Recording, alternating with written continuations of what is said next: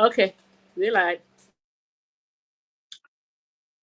Okay, thank you, ladies and gentlemen. My name is Chanda Chilufya, broadcasting live from Ontario, Canada, and we're here to discuss various topics of the week.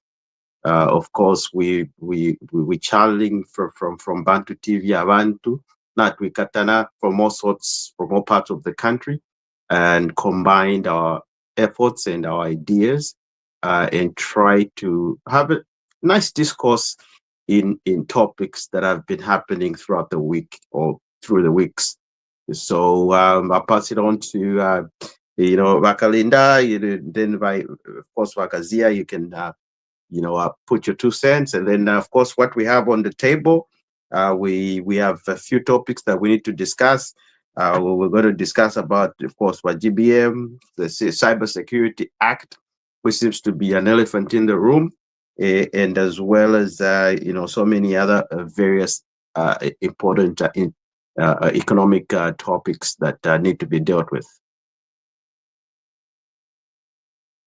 Over to you, Vakalinda. I'm not here, Bachufi. I'm not here. All right, Machina,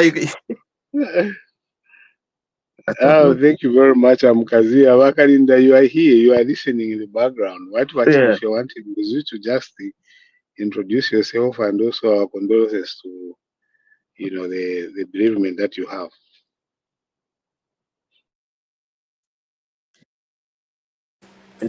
Thank you. Moving on. Okay. Yeah. So anyway, so Vakazia, we have major topics.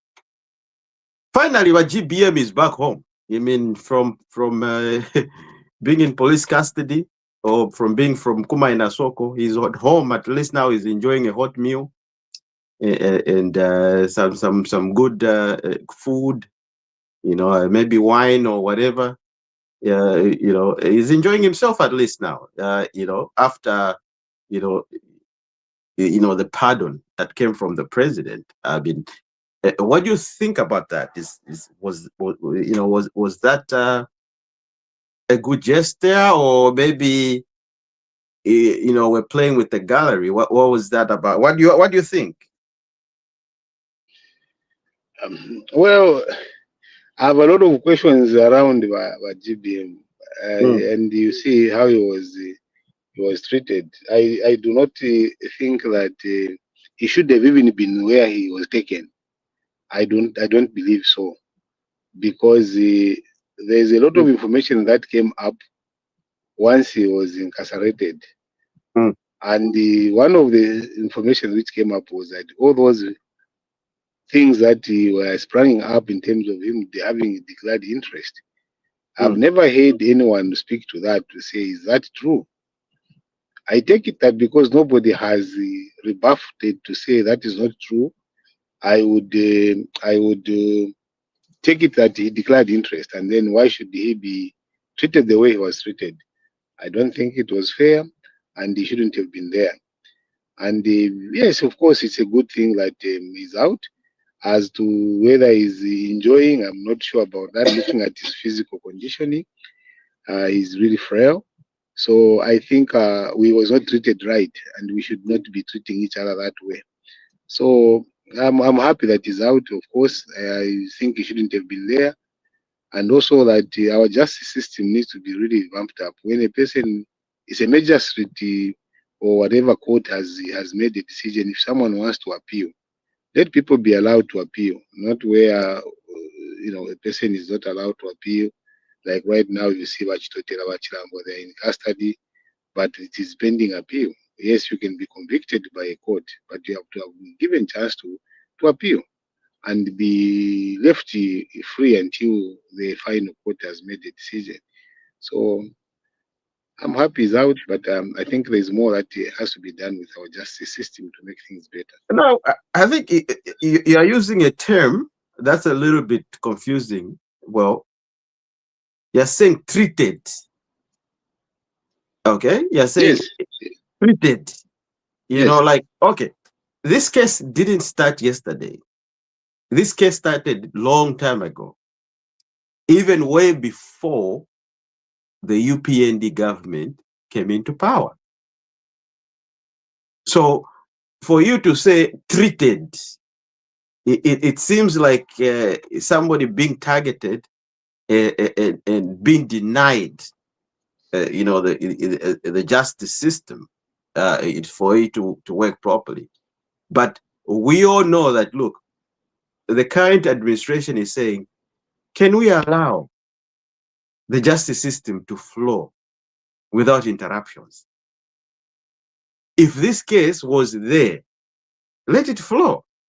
It doesn't mean just because you and I are good friends, then all of a sudden, everything that you did, maybe if you did something wrong, if, maybe my GBM, was involved in corrupt practices, because it hasn't been proved yet, then it should be just pushed aside because the current president are good friends. No. The justice system needs to work. They need to flow the way it's supposed to flow. So being treated, I think it's not the right term there to say, oh, the way he was treated. Nobody pounced on him to say this. No, it's just the system the way it is. It was working. The system itself is what is treating him that way.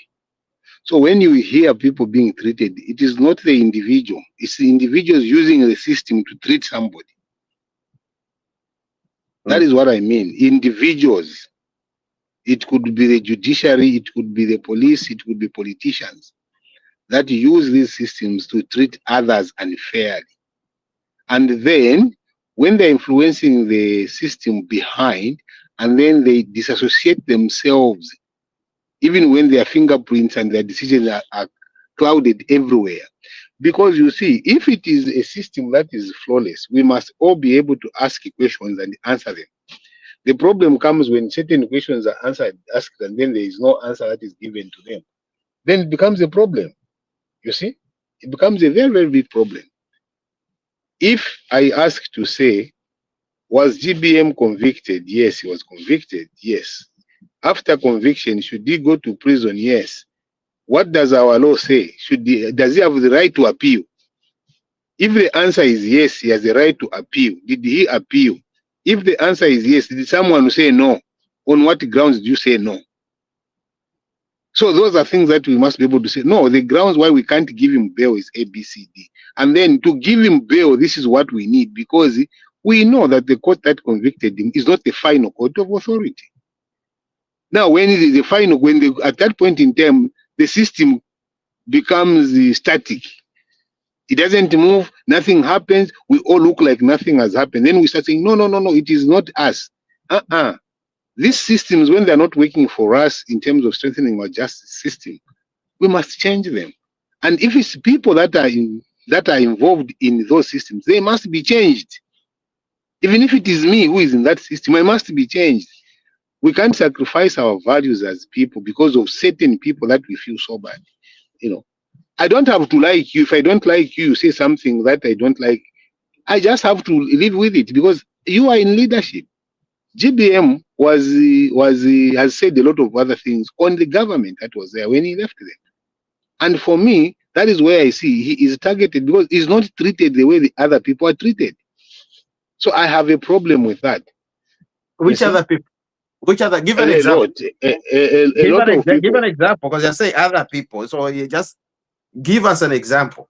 Let me give you an example. The ACC Director General, who was procuring what? Who was procuring consent judgment? That is an example I'm giving you. And I'm not going on to end there. The current Minister of Defence, there has been complaints people cited where he himself and his family are part of the procurement processes. What has happened? Who is investigating that? So these are some of the systems that I'm giving examples on, that if the justice system and the system is fair for everybody, these people must be investigated because we can't be silent about them. We look the other way and say, oh, no, this is what. So these are the things that I'm raising. I am not in any way saying that when if GBM has a case to answer all this, he must not be held accountable. He must be held accountable within the framework of our justice system that is fair for everybody. Okay. All right. Yeah.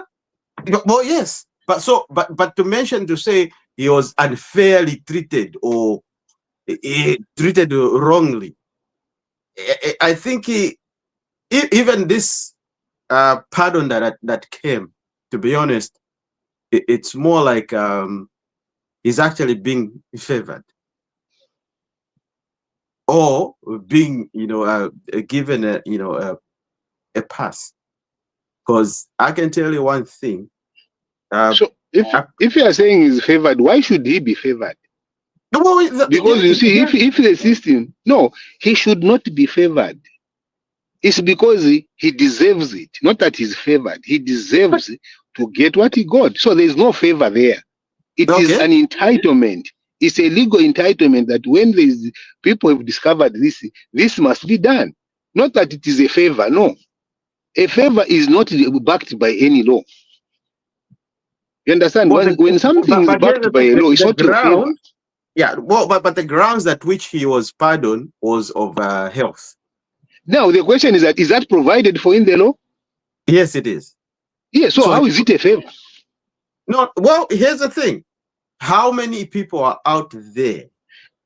It doesn't matter how many people could be there, but the point is that there is a provision of the law. Imagine that there was no law that was giving the president powers to do that. Would you have done it? Even if he loved him so much? He wouldn't have done it. He would have been curtailed by the provisions of the law. So he wouldn't have done anything. But because there is a law that allows him, so it can't be a favor. There's no favor where the legal system has provided for it. And this is why we have made the president look big or good, or like they owe us anything. They owe us favors. When it is us that the president, we should owe the president favors. It's us, because he is saving us. He's not our boss. He's our servant. We have flipped around the issue of presidency and even ministers to make that if I'm appointed as permanent secretary, then all of a sudden I know it. Oh, I am a boss. To who? How can I be a boss to the people that I'm saving, the people that are paying me?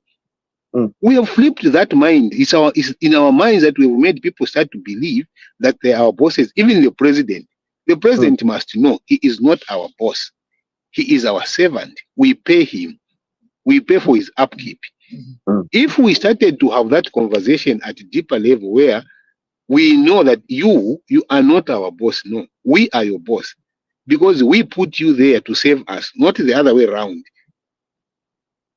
This is one of the things that has been a problem within our political system. We create small gods under the people that we pay. We work, they get tax, we pay them. They enjoy the helicopters, they enjoy the servants, they enjoy security, they enjoy benefits, they enjoy former presidents. Who is paying for all that? We are paying for that. So we can't flip that responsibility. And us, when we are annoyed about something, the person we have employed must not come back and say, no, you can't be annoyed over me. Then you leave. So that another person comes in, you can't tell us what to do. We tell you what to do. You see, that is where the thing is. We tell you what to do. You don't tell us. Because if we are not happy about something, we will tell you we are not happy about this. It's not for you to tell us, no, it's a favor. No. And this is where the presidents have even grown big-headed, because we have provided this platform of them saving us like they are doing us a favor, when we are paying for everything that they are enjoying. So how is it a favor?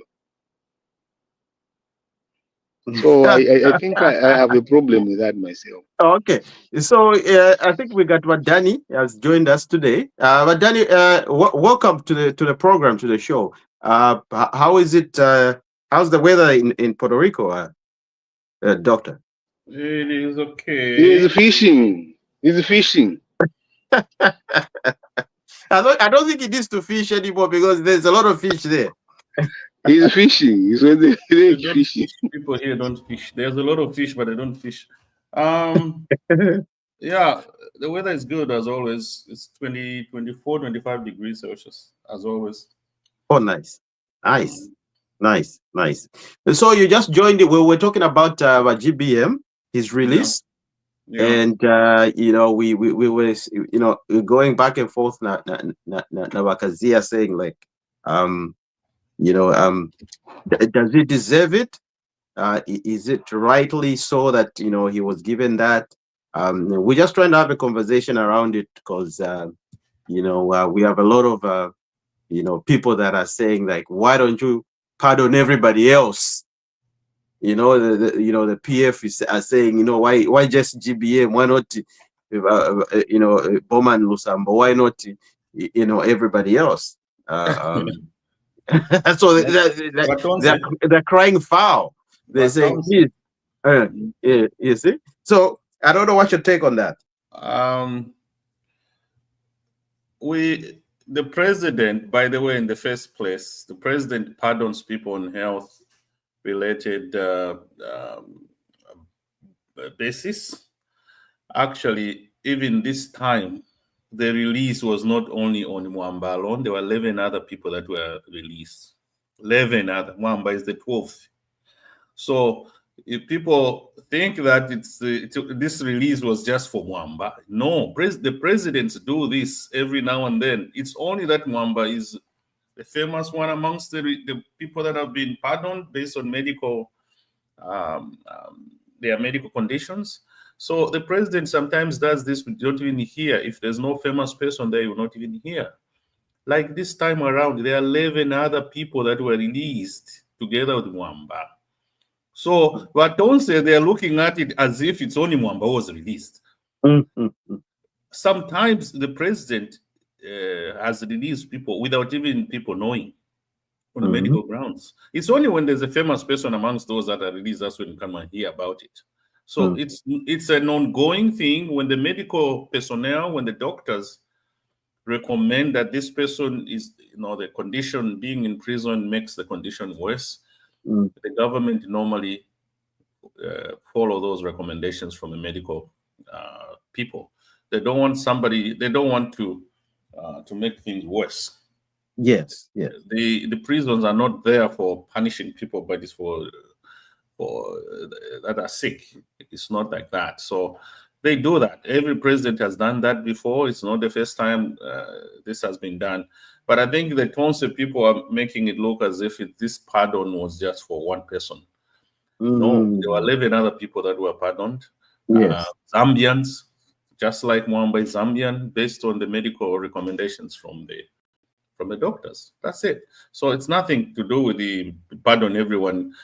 If they have proof that their conditions that they are suffering from in prison are being made worse by this situation where they are, the government normally will listen and then release them based on it, because they don't want somebody to die in custody just because you have incarcerated them. Yes, yes. Yeah. Yes, yes. That's all I can say. So there are 11 other people, but people are not talking about those 11. Why? Yeah. That's funny. That's very funny. For me, I didn't hear that. For me, the issue is not really that it has to be. I've not heard the Tonse saying that it was unfair to release the GBM. I've not seen anyone say that. Maybe they've said it. If they've said it, I don't think it's a right context. I do not support that because they say it's too late. For me, I'm saying what I'm saying that I've not heard that. For me, like I said, maybe you were done before you came. I said that I don't even think he should have been there. That is my view. You understand? I think our justice system leaves a lot to be desired in terms of how we treat each other when people are opposing you, when they're not supporting you. The justice system needs to be blind to people.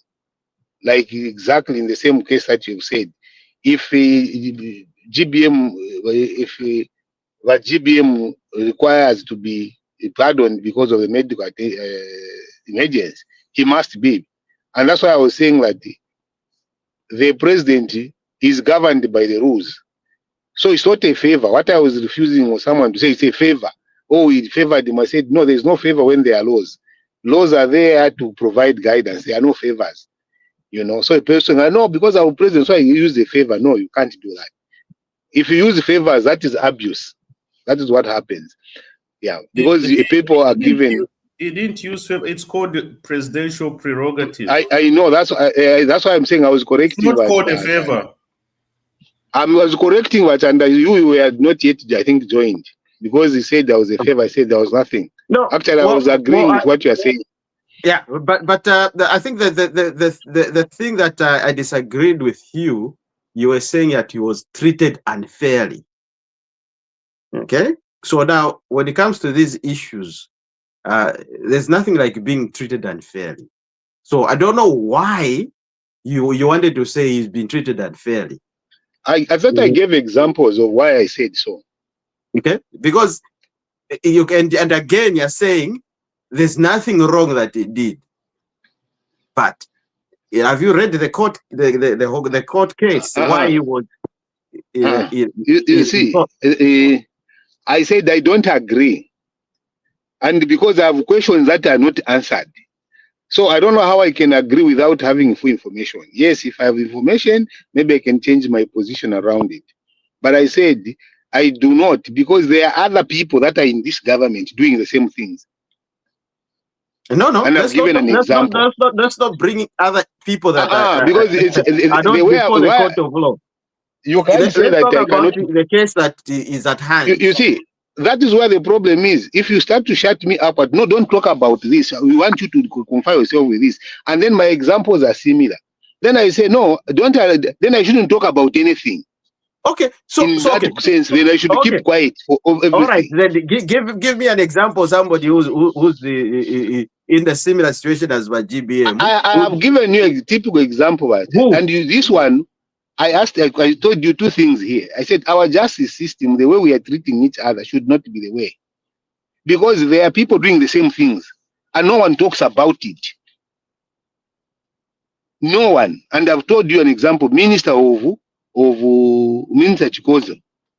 What did he do in Luampa? It is there. Everybody's there, including people came online and they were saying there is a family involved in this. What has happened? Zero, nobody can open the mouth to talk about it. These are exactly similar things that we are saying GBM did. Why are we quiet?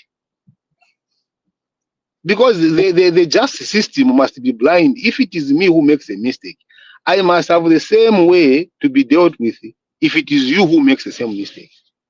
Not that when it comes to me, it is so bad to the extent that I even go to jail.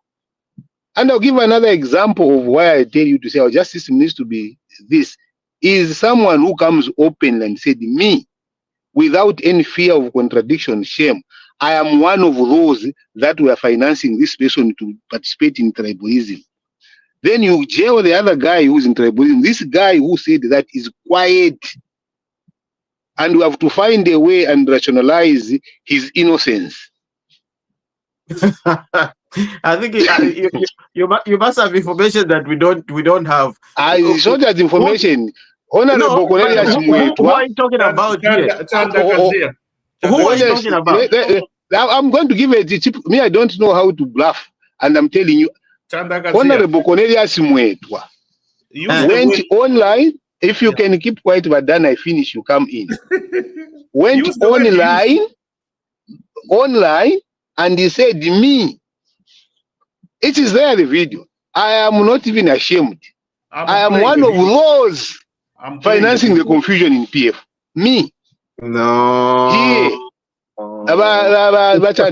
You see, if you want to argue things that are there, I will post a video on this platform, him saying that. And he says, Honorable Chimbaka, we work together. Yeah, it was misinterpreted. I am not stupid to misinterpret someone when I can hear him, I can read him. That's not what we're saying. That's not what we're saying. And this is the biggest problem. I saw the same video you saw. I saw it. But Wachanda, that's why I'm saying that if you want to rationalize it, make it make sensible, you can. And I can't do anything about it. But it doesn't make my questions go away by you rationalizing it, making sense of it.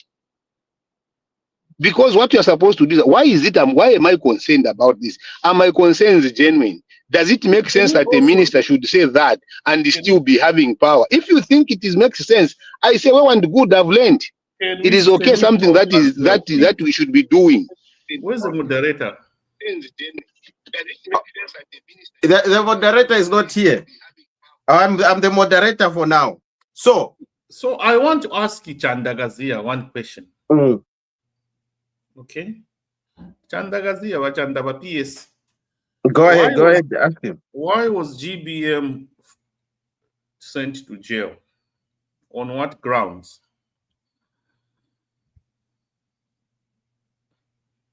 That's a good question. Why? He is gone. He's run away. Oh, I haven't run away. Why? You see, I will answer. I'll answer. You see, but then I'll answer the question in the following way. But before you answer the question, we've got somebody new here. So if you can introduce yourself. I'm sorry, my screen is not putting up the names there. I can't really see. Just introduce yourself and where you are broadcasting live from. I believe it must be in Zambia. Hello. Our new friend that has joined us today. Sampa. Yeah, you can go ahead. Just introduce yourself and briefly. What we're discussing is the release of GBM and other topics. I don't know if you want to chip in or.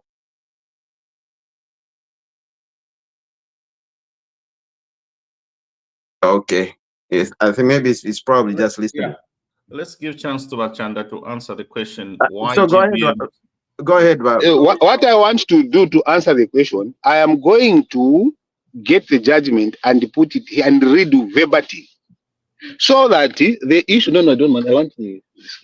So that I'm not saying this is me saying it. The reasons will be coming from the verbatim of why GBM was sent to jail. Is that okay? Is that a fair thing to do? Yes. Okay. So meanwhile, as I look for that, we can proceed to another thing, because I'll come and read about that. Because I just want the reason why I asked that question, because you said it's the same reason that, like Mwetwa said, same. You use the word same. No. In the meantime, the same. Vadan, you didn't hear me right. I did not say that is connected to Mwetwa. The one GBM was sent to is connected to Chikozo, this minister who used his family and did not declare interest. Okay. Mwetwa's case was Chishimbakambwiri's case, where Mwetwa says we were the part of the people. Me, I was financing tribalism. I was financing. Yes, he was. He said that. He was a part of the people that were financing, so that he can talk about the tribe to make Lungu unpopular. He said it. I want to play I want to play it right now for him. Yes, play it. You said he said you're the one financing tribalism. You are lying. If you have it, it will be very good. You have used. He said Vadani, him confessed to be part of the people who were organizing or financing confusion within PF. And to make it even clear, he said that he was part of the people who made Chimbakambwili say those things about tribalism, because they were planning together. He didn't say it by his own measure. It's not me who said it. Cornelius said it. And you, the two of you, want to argue that he didn't say it. Oh, okay, let's say that what I've said is wrong. What do you take of what he said? Me, okay, remove me from the process and say, okay, me, I'm a biased one. I don't mean well in terms of my statement. What did he say? Do you approve what he said? He didn't say.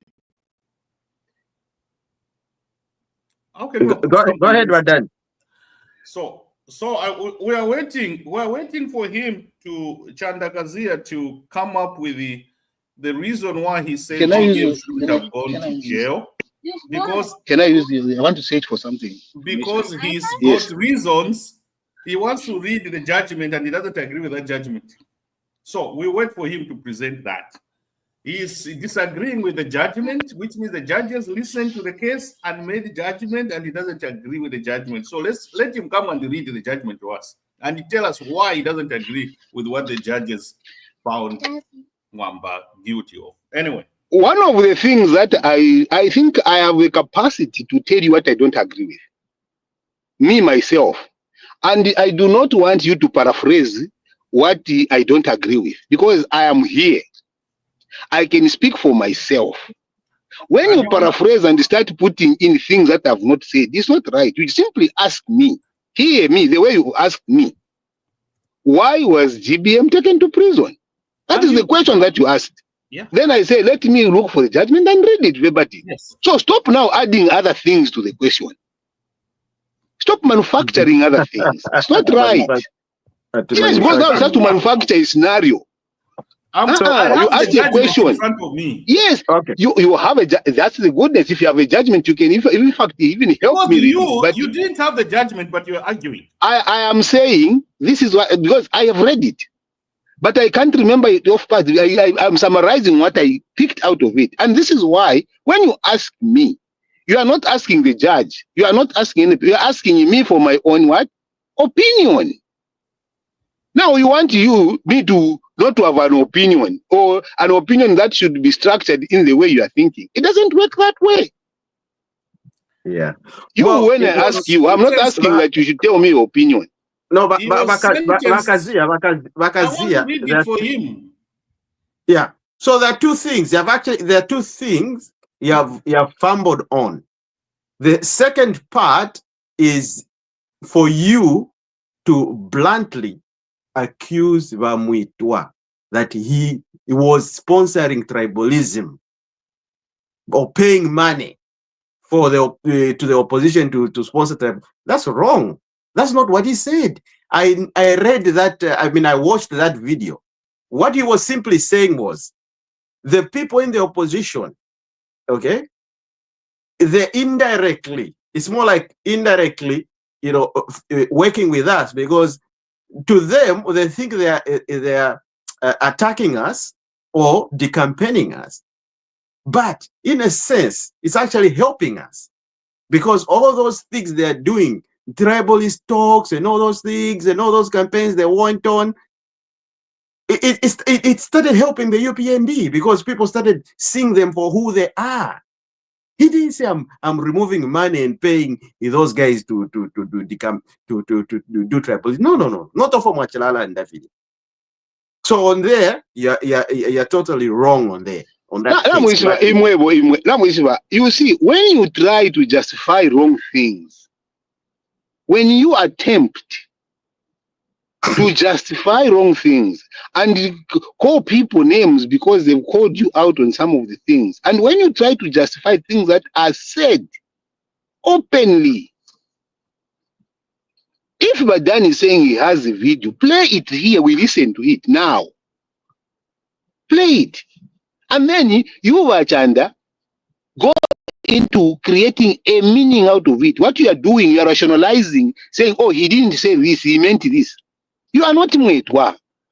And one of the things that I can interpret it the way I'm seeing it, him talk. It's not up to you to decide how I interpret it. No, but he did say I'm sponsoring. He did say that. But what did play it? Show it. All right. Give me a minute. We're going to we'll reach there. We'll cross the bridge when we reach there. But here's what we can say now. For that topic, I think we are done, because it's clearly you're trying to mislead the the Zambian public on that issue, and trying to bring. You are trying to defend. It's clear you're trying to defend what is not defendable. I'm not defending. I'm just saying it as it is. Didn't say I'm removing my money and I'm paying it, but Shimbakamwili or whoever was doing. I don't know where you are. I never said that he said he's removing money. I never said what you are saying. I said his, and I'm going to repeat what I said.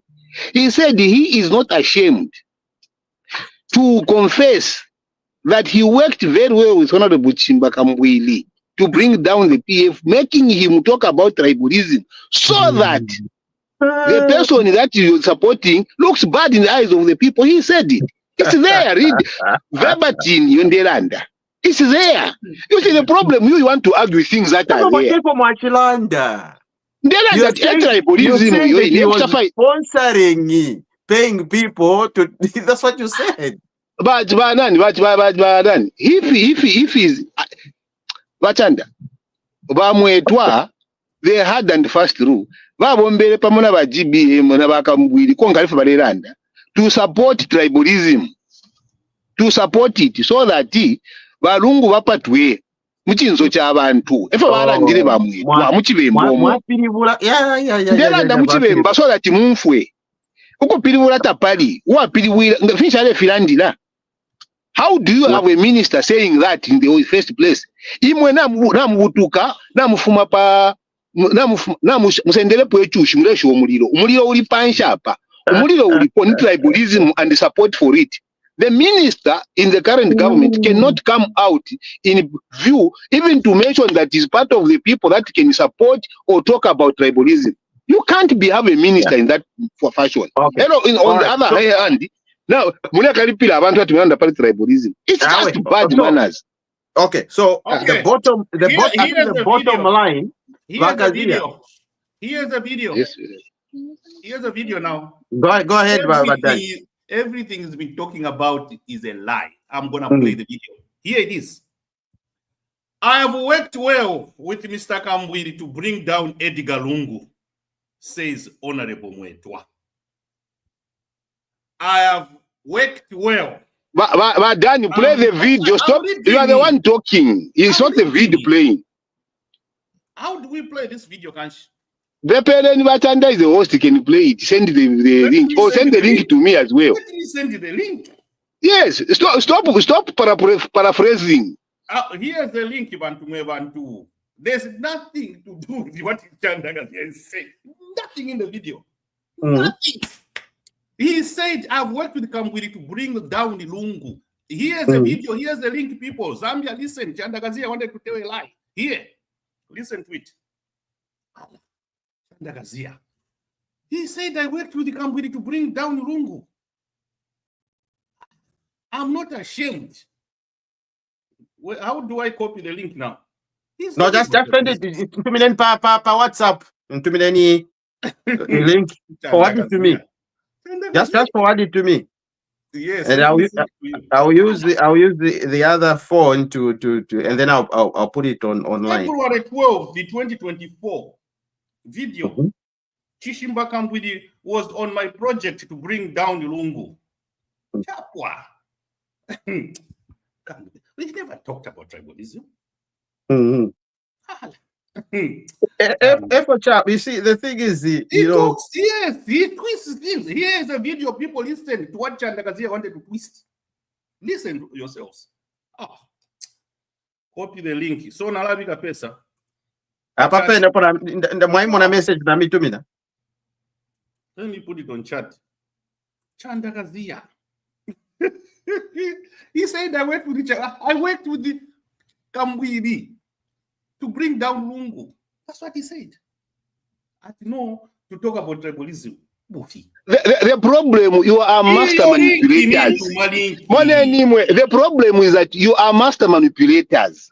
Manipulation of people. The point is, he talked about tribalism in that video. You haven't. Have you listened to the entire video yourself? Okay. Yes, The problem, you Snapchat, mwachita snip ka video to suit your narrative, and then you want to mislead the people that he didn't say that. No, Daniel Swaniso. No, Daniel Swaniso, stop it. You have become. You don't be an agent of manipulation like that. So People who listen to the video, people condemn the Cornelius for saying that. Today you want to defend it. This is the problem that you guys have done. It's 1 hour, 30 minutes. You listen to the entire of it. Then you can talk. Don't snip and say now. Listen to the entirety of it. Why were people not happy with what he said? We are gonna stop talking for 1 hour, 30 minutes and listen to the video. No, but the question is that what I'm saying, don't say the Zambians know about that video, by the way. Nobody except you guys in the diaspora delusioned by these things are supporting that. You cannot have a minister say that. You can't. You cannot have that. You want to manipulate people's mind like that nothing was said. In fact, she can to lay you for 1 hour 30 minutes if you have time. I am not backing away from it. Bring it here, we can listen to it. And we can continue after 1 hour 30 minutes. Wakazia, let's do this. Let us move ahead. We got other things to discuss. I think the bottom line is it's good that the big man is home. The big man is home. I think that was the point why GBM has been pardoned. He's home now with his family. At least he enjoyed the Easter weekend with his family. He probably had some turkey, and so on and so forth. And the chief himself actually was praising the government and thanking everybody else to say this was a good thing that has been done. Not only that this stands well for Zambia as a whole, but it stands well for the northern circuit and the Bemba Kingdom. So let him enjoy his freedom. I think that's the bottom line. We cannot stress much about it, But let's turn to the cyber security bill, all this hullabaloo. We're listening from the opposition, from the United States Embassy.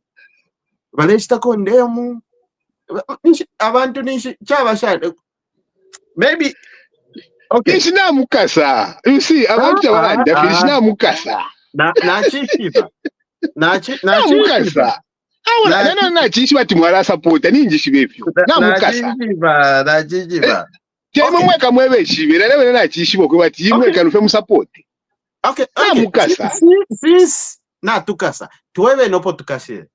so that let me tell you, maybe we learn from number you. One.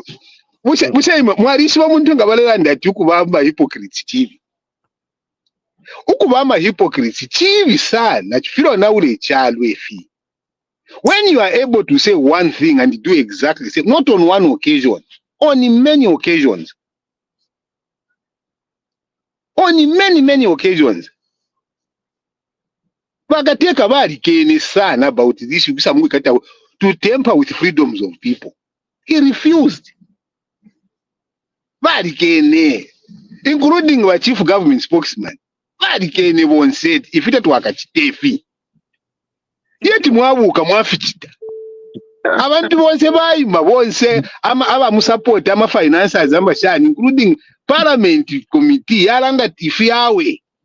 But you still bulldoze. No. You still bulldoze because the arrogance of the numbers in would have been passed without the this is a bad law. It's a bad law which you condemned. Right, left, center, forward. You tore this law apart. Today, Mwaima kupeparo yoyin. Kasi mwapangwa sha nimwe. What? This level of hypocrisy is not good, Bane. Wadani, can you come in? Wadani, he has a lot of points to give us. Wadani. I sent him information, Chandakazi. I didn't reply to me about this bill. This bill was enacted. I don't remember. This bill, I've just sent it. I sent it this morning, the other day. This bill, by the way, was drafted by who? By PF? Enacted by who? PF. And you give me chance, I have evidence here. This bill was in one part. I think you know what, Chad. One part. It was condensed. What? This thing was signed by Edgar Lungu, and Edgar Changolungu, actually, when he was signing it, he told them, I'm not even reading it, just bring it. Give me. Why should I sign? He signed it. He enacted it himself. Edgar Changolungu. This bill was not enacted by UPND, nothing. It was what UPND is doing is to clarify. They have split it was one. They have split it in three now. That's what they have done to take to Parliament. They say this is too unclear. Let's make it clear. That's it. This bill was not signed by HH. The thing in Parliament is there to be clarified because these things were very vague. That's why this bill now has three parts instead of one part. That's it. That's what's happening. The signature on that bill is not HH's. Okay. Okay. It was enacted in 2021. Let me respond. No. I want to give you the evidence. It's here, the evidence. But can I respond? First, no. Well, I want to give you the evidence. Can I respond? Hello. Okay. Hello. Hello. Okay, hold on. Vakazia. Hold your horses. Yes, you want to join in and jump in? Are you ready to talk now? Yes. Yes, okay. very much ready. Just briefly introduce yourself so that people know who we're talking to. Okay, thank you very much. I'm Mr. Sumkonda. Yes. Currently I'm in. My thing is not showing here, so I can't see the name. Shani Bani. Give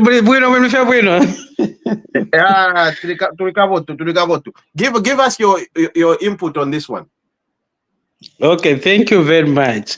Yeah, actually, on this bill, I will not go into details because I'm still going through. But I think as a country, at one point we have to be honest with each other. That's the first thing. Yeah, actually, I was listening to the video of the former Home Affairs Minister, Honorable Kampyongo. I think it was on radio, should be 5FM, where he was talking about cyber security. Yes, and he was mentioning to say that this law is coming. Those who are misusing the media will be catch up very soon. So now, I think when toward election, this bill came and it was signed into law by the previous government. So which means that for them to come up with that, I think they saw there was a problem. There was a problem. So now, my worry now, it's how now we are coming out, especially on this issue. Because it was started with the previous government, which is the Republic of Zambia. And then now, after now, it was the PF removed. Now we become now against with it. First of all, what I can say is that we have a constitution which is governed everyone. And also we are calling ourselves as a Christian nation. When you go to Christianity, there are principles which is followed, which is supposed to follow for you to be a Christian, which means God brought those rules that you're supposed to follow. So now, I don't know really where there's a because what you are debating is who brought, who signed, but what is really talking about? When we are saying it's not good, we have to point where it's bad. That is what you have to. That is the point that you have to debate. Not who brought it, then who's against. No. That is where we have to point direct, so that we can now discuss and know what is this cyber security law all about. Not who brought it, not who signed it, no who during the time he was on opposition said this, the time he was in this, he said this. That one is not going to help us. Where when you say it's good, we have to point. It's good at what point? Because everything is supposed to be regulated. Same as when you go to the Christianity, everything should be regulated. That's why we have those 10 commandments. Don't be a false witness.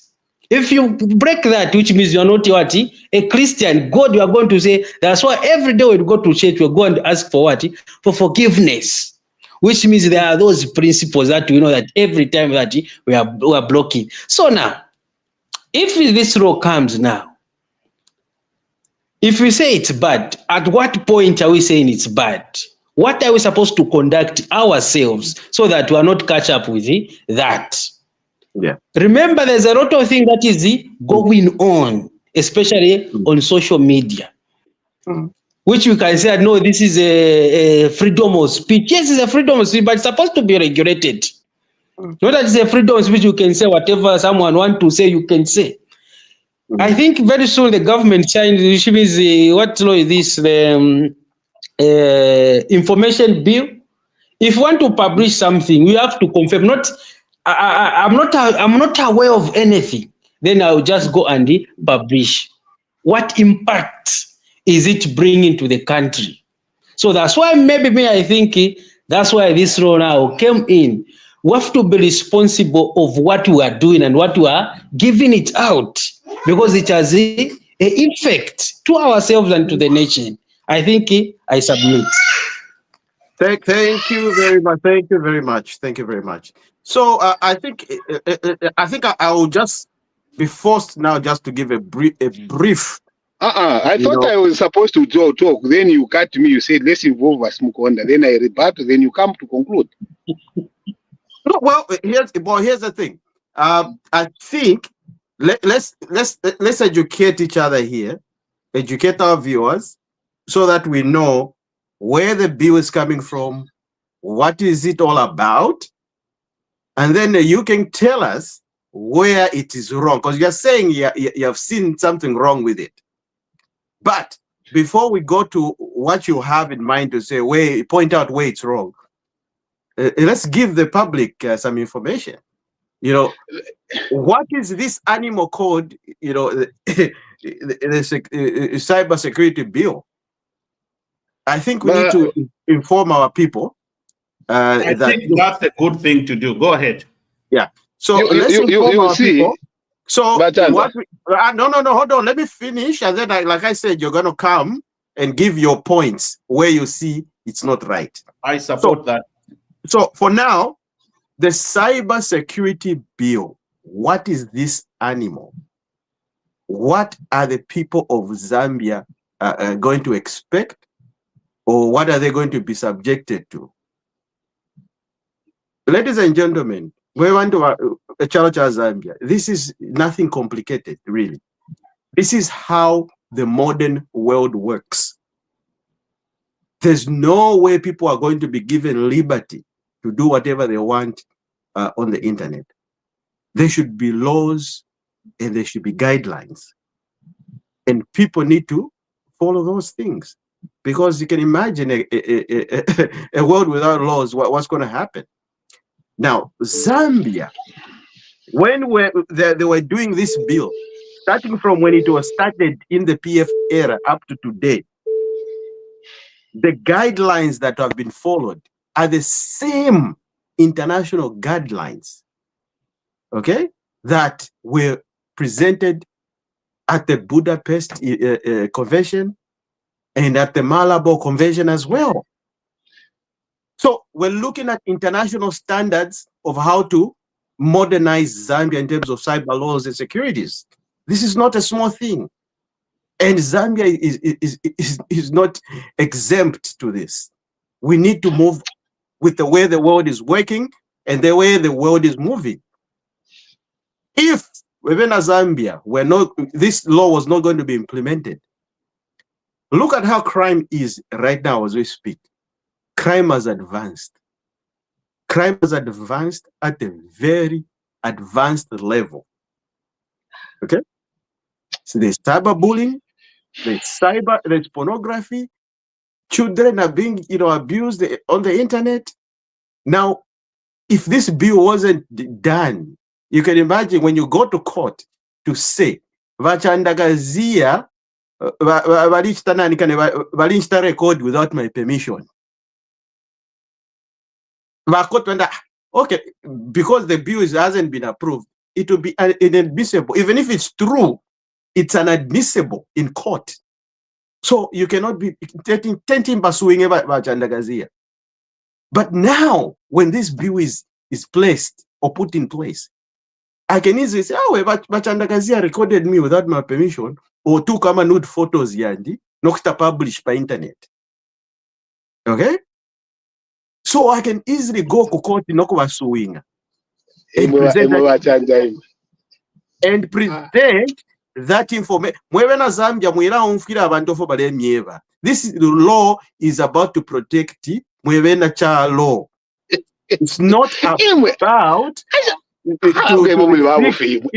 do you find this obvious to mislead people like that? Mukaverenge Act 25. Mwaliverenga Act 25 of Iranda. Mwaliverenga Section 2 of Act 25. And also go and read Act 29. What act is that? What act is that? I think Cyber Security Law Act or Iranda. But you see, that's why the problem is. Then you go on for the next 5 minutes. No. We want to tell the people what this bill is about first. Yeah, but you cannot say. There's no way but you don't tell people. You cannot say that. No. Want to tell the people. No, because here we cannot condemn something that people don't have information about. No, but the point is that how are people going to have information when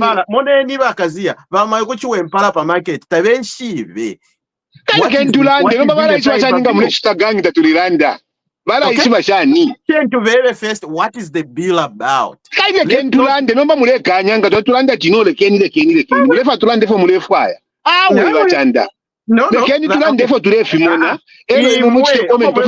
What's wrong about it? London. You see, you don't prescribe how I should discuss.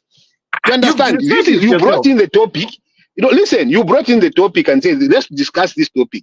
Stop prescribing that I should only talk about this, I shouldn't talk about. No, I'm not. That's what I'm saying. No, so stop prescribing. London, if you're and I want the Zambian people to listen to how I'm viewing it. And you see, this is my opinion. They have a right to agree with it or not to. Okay. And to say if wakazia walelanda tafilipanga mano just say so I'm going to say how I'm seeing it.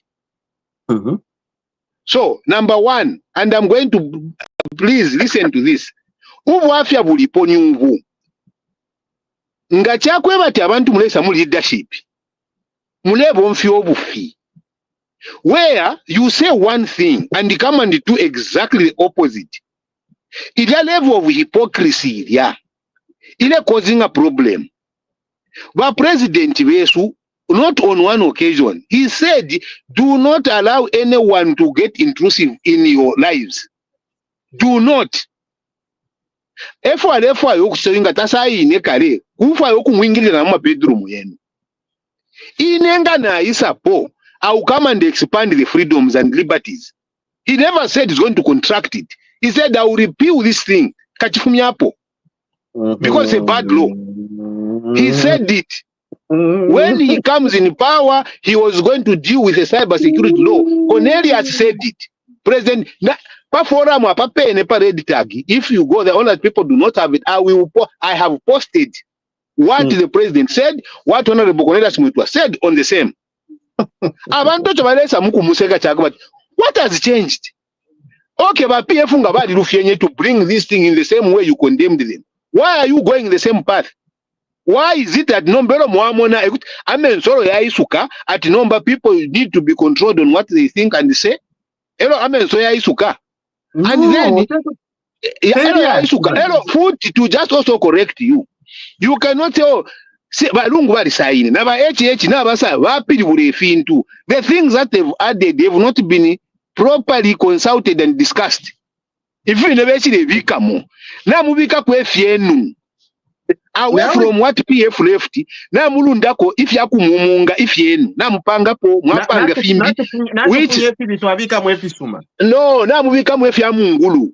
That is what people are telling you. And the problem is that nga fisuma mubikiremo ifisuma abantu abakokola kumvu ifisuma nefi amano tabakokola kumvu efi amano. These are Zambians that are telling you.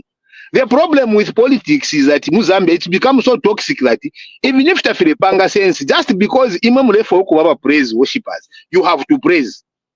Nangufya abantu bamwe pia chana questions. It's high time we started holding our leaders accountable. Tetuye kwata leader aisabe pobufi. Abalela ndatalebe pobufi. Are the ones that are problem, not to leave. Wachinja mano runs away from what he says. When people want to hold him accountable, wachinja. No, they shouldn't say that. It is not helping our democracy. It is not helping our leadership. President Ngale is a power. To stick to what he said, and if he wants to change, let him have a proper consultation. Not midnight consultation where kawapanga funde wachinje chalo. Doesn't work like that. Personally, I do not subscribe to the change of this thing. But if it is arrogance of numbers and you change, let's see how it affects people. If it is going to be in the positive, we want good. The Zambians are there, they will make the decision. But mine is, I don't agree with it. I submit. Thank you very much, Wakazia, for your contribution. But Danny, anybody else wants to tap in on this one? I just want to make sure that I think that Zambians know that, first of all, the act, they say the Cyber Security Crimes Act number 2, which the previous regime had enacted, it had a lot of unanswered questions. It wasn't very clear because it was done very, very quickly. Remember, Edgar Jangwarungo on the platform was saying, bring it, I want to sign it. I don't even want to read it. Just put it here. I want to sign. He didn't even read it. He said, I don't need to read it. Just put it down here. He signed. It's now law. He was saying that in March 2021. It's now law. It was something like that. So now, because they signed it, they did it without consulting anybody. And they just wanted to make sure that they curtailed anyone who had, they just wanted to use it against the opposition at that time because it was towards elections. March 2021. All right. Now, when it was law. So when this government came in, when they read this, they, of course, the opposition at that time said, this is not good. This is not good. So when they came in, it's law now. It was already law. So what they have done, they have said, okay, we have to, what the word they're using is they're saying they're not appealing it, but they're refining it to make sure that things are clearer. For example, they have refined one thing. They have now established who is going to be prosecuting these people who do these things. So they have established what's called Zambia, what do they call it? Cyber Security Agency. This is an agency that has been established now to be prosecuting people that do that. Okay. They have also done at national level. They have put, because I was reading these two changes that they've just made it so clear, because that time when Lungu introduced it, it didn't even say how are you going to be prosecuted, who is going to prosecute you. But now they have experts there's an agency that has been formed, made up of experts, cyber security experts that know, because judges would not know how to go into a cell phone and do whatever. Now they have this agency that can go in and decide, get your phone and dig the information out of there. Okay. So the formation of this agency, to me, it's very, very important. And then they have added one more thing, which is in case Zambia is attacked, whatever cyber security attack, whatever, if something, people can hack your very sensitive computer system. They have included now in that thing what is known as Zambia Cyber Incident Response Team. Again, this is a team of experts, IT people that can be called upon in case we hear that, oh, our Minister of Defense computers have been compromised or whatever. People can go there and then sort out things. So those are the main two things that they have added to say this is an agency that will be overseeing the cyber security of the country, and these are the people that can prosecute you because they are able to dig out information out of whatever. They are experts. And also they have formed this agency that will be overlooking the cyber security risks or whatever that the country can is exposed to, who can come in and try and investigate what's going on. So, and those are the same people that will be monitoring, for example, they say it's a monitoring and coordination center for cybersecurity stuff. So basically they've come in and just refined what was already signed to say these things was not clear. Let's put a group of people that will be monitoring, the people who are able to prosecute people that can be called upon in case we are attacked, who is going to come in, and that's what they have added in. It used to just be one vague document, so to speak, but now they've just expanded it to make sure that those two things are very and then the other thing that they have included are the terms. There was nothing like if you're found guilty, how long are you going to be prosecuted for? They have included the penalties for cyber offenses in the new one, which in the one Lungu had signed, there was nothing like that. It was just a statement. So they have refined the penalties for specific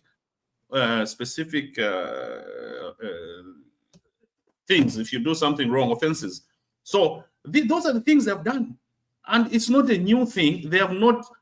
They've just refined what was there. It wasn't vague because the previous government just signed it very, very quickly. Elections time. Let's make sure people can go and confiscate their cell phones and stuff like that. And they never refined all. They have included very, very cardinal parts of this law. Who is going to be in charge? Who is going to be monitoring? And what are the penalties? For what? Those things were not there before. So I don't see anything wrong. I know the people that are against it are talking about this can be abused. For example, the civil society community, they're saying this can be abused because somebody can just come and say, hey, give me your cell phone. I want to see what is in your cell phone. What have you been taking pictures of or stuff like that. But hey, we are now afraid of our own shadows. Things have not happened like that. Why are we even afraid of that? We shouldn't be afraid of something that does not happen. Okay, we're being very pessimistic instead of optimistic of what the government is doing. That's all I can say. Yep. I like the conclusion that Dan has given, where you say let's not be pessimistic, but this is the same law you said was bad. This is the same law the president said was very bad and he needed to do away with. Clear. But that's why did he ever mention what was not clear? We have refined it. The question is that did he ever mention what was not clear in the law? He mentioned that how long will I be go to jail for? But Danny, there was no mention when the president was talking about this cybersecurity law. He never mentioned all the things you've mentioned as loopholes. He never. He said it is a bad law and no one should accept it. And he did not say once. If he had said once, where I have a problem is a flip-flopping. You cannot have leadership. And this flip-flopping is being seen in many, many things. And you see, these are things that not even someone challenging you to it, no. But then you are very right, the things that you've said and everything else. Does it mean when people are condemning that time, they have no knowledge about what you've just said? Does it mean they do not advise us to advise them in the way you have said it? Why is it that is not what is supposed to come first before they go to amend? The way you have analyzed it is top notch, perfect. But Why can't we have this conversation before you do it? Why is it that all these loopholes that you've actually pointed out be the basis for saying this is why I want to reform it? So that we have a national consensus as around what you've just said. Why should someone jump in the night and say, I will never, this is what was bad, and then later on brings the rationale which you have brought in there? I have a problem with that. I do not basically have a problem with the side, but I have a problem. You have a habit. Let me finish. Let me finish. The problem that I'm having is flip-flopping. President Alandage akacherwa yachita chimbi. And then when people say this is not good, that this is not good. Not that iwele ka flip-flopping. Advise wa konka advice wakupeli. You cannot go to the president as an advisor, come back as the one advised. So, anyway, what the current government has done to the bill, is it a good thing or a bad thing, in your view? He's saying everything is bad. That's what he's saying. Oh, that is what you are saying, Wachanda. What they have done to refine this? Because you see, Danny, this is where the problem is. You are asking me, he is answering. Because you said it, that is a bad bill. But this is where it makes the conversation a bit problematic. Is when you ask a question and you want to be the one to answer it. It's a problem. Because then my answer doesn't make sense. In a conversation, you ask your friend, you let them answer. Go ahead and answer my question, please. You don't. Yes, okay, yes, okay, yeah. Is the refinement, the putting in of what every offense means, and I don't agree with certain things that are there. I don't agree. For example, I totally don't agree. Number one, the penalties. Number two, the issue that if you are committing a crime and I record you committing a crime, I have to get the authority for you who is committing a crime to record you. No, I don't think that is right. No. Whether you like it or not, and report you if I so wish. If I know that the right implicated, I should also have a right not to report. It is not I should be forced that when I record, then I must give. That is wrong. Because so now, what can happen is this. When you find what I recorded as a crime, you force me to get my phone, and you find that I didn't report. You can take me to prison against my will. I have no freedom to make a decision. No, that's not what it says. No, why are you saying it doesn't say so? Well, because I'm looking at it right now. I'm looking at it. Let me tell you. Here are the measures. What does it say on the issue of recording? Okay, fantastic. Mwewena Zambia, Ufweni. The new measures that have been put in place. Okay? It empowers, a law enforcement officer with a warrant to enter any premises, to search, seize computer or any other systems, material as evidence, necessary to provide for an offense acquired by a person as a result of that offense. Now, if you bakazia, it's not merely and willingly. No. If there is a case, only if there is a case, vakapokola teti beze ve munganda mienu baisa fe kwagula nani warrant awe. They have to go. That is a standard procedure. It has been there all the time. No. I am telling you, a standard warrant. I'm a prosecutor. A police officer cannot just force himself. Here's the thing, Wakazia. These issues, why are we bringing them out now? Because they were not properly defined. Now, if they are defined, yakweba tolo omuntu ng'ayisa mwamunookinga pa dot boom boom boom boom boom mwamupera ekipepa njere twayisa mukuseecha mung'anda mwobe twalasenda amakompyuta amalaptop kyonse byonse twalasenda because we're investigating a case. Okay, that's not against the law because now they have a warrant and they're able to do it now. They're able now to do it. Mwebera Zambia now, people or the police, ama officials, law enforcement officers, they can come panganda pamove.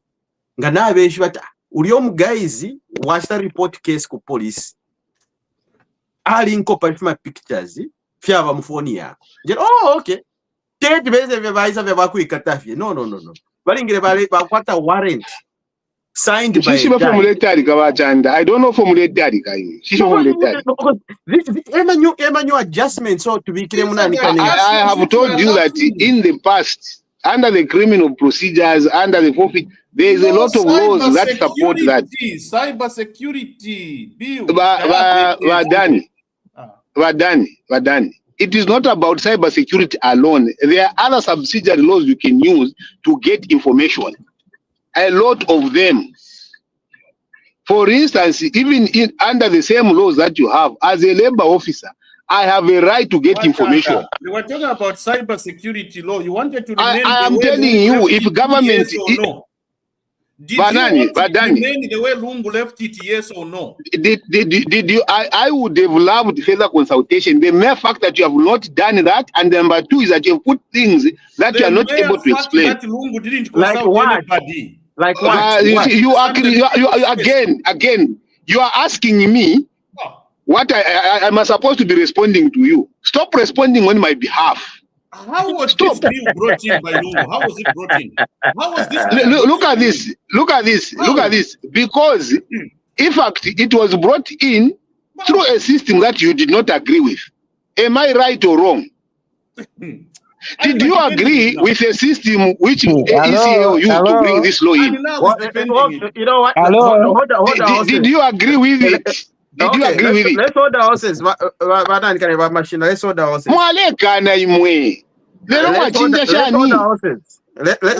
horses. Okay, maybe. Ceasefire. Now you can't even allow me to speak. Let's do this. Let's bring a different view. Like so that we have a different perspective on this one. Go ahead. Yes. Yeah, I think I was following what Mr. Chand was reading there. Yeah, that's what I was saying. I can't say much because I'm still reading on it. Yeah, I don't know how we're discussing this. First of all, maybe let me mention it this way, especially when it comes to the politicians. Yeah, politicians, they say a lot of things. That is what I understand. They say a lot of things. They will say something that they will never even, something which is not even possible to do it. They will say it. But if we base the discussion based on politicians, which means we will not. It will be very difficult for us to discuss this topic of cybercrime. I was saying this one, it came in, I think that was March 2021 by the previous government. So maybe the question, what are the reason behind bringing this cybercrime in March 2021? Maybe Bakazia, maybe you can help us. What are the reason behind bringing this? You see, the reason behind this, which was done at the time, was to make sure that cybersecurity is regulated. Yes. Cyberspace is regulated. That was the reason. Okay. That's because of so many things that were happening. That was the reason. So now, okay. So those things now was happening by then, and today also it's happening. So now, is it bad now? Because what it is, by then the UPND was in opposition, they condemn it. Today, the PF is out now, they are condemning it. So now, how are we helping ourselves? Because this law, it was not for UPND or it was not for PF, it was for us, Zambians. Okay, So now let me answer Mukunda. Yes. The problem that it is now is this, and this is one of the things. UPND did not accept. Hello? Yes. UPND condemned it because of lack of consultation, and also they had misgivings about certain provisions. And also, they said that this law was a bad way to gang people. And therefore, this bad law will come and change it.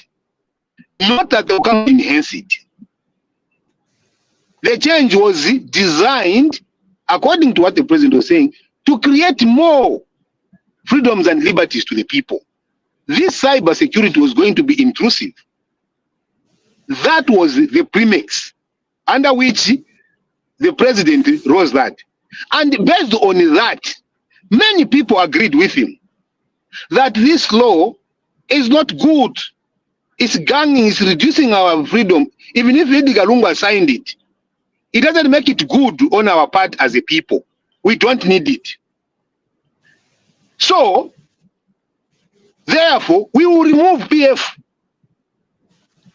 because they are not listening when we are telling them. We tell them this, they go and do their own things. We complain they are not listening. Therefore, we check them out. Best interest. Who wants to expand our freedoms and liberties? And then you who comes in there, you do the thing that the friends were being told about.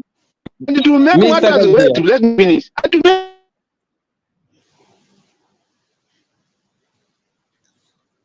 When the PF was doing it. But this is not about us, it's about you politicians trying to preserve yourselves. And now PF is asking them to say, if we ended at here, then you have now expanded it. Why have you expanded it? If you want to expand it, we have no problem, but consult us. What was the consultative process towards this bill? Follow also the steps towards the enactment. What did the committee of the parliament say? What did the civil society say? What do the Zambians say about it? Are the Zambians happy that it is there? If they are happy, well and good, move on. If it serves the political interest, narrow political interest, it's difficult. Yes. Yes. So now, from the time during the previous government, when it was signed, when this bill came, and then it was signed into law. From that time, is it that it has reduced the freedom of speech or not?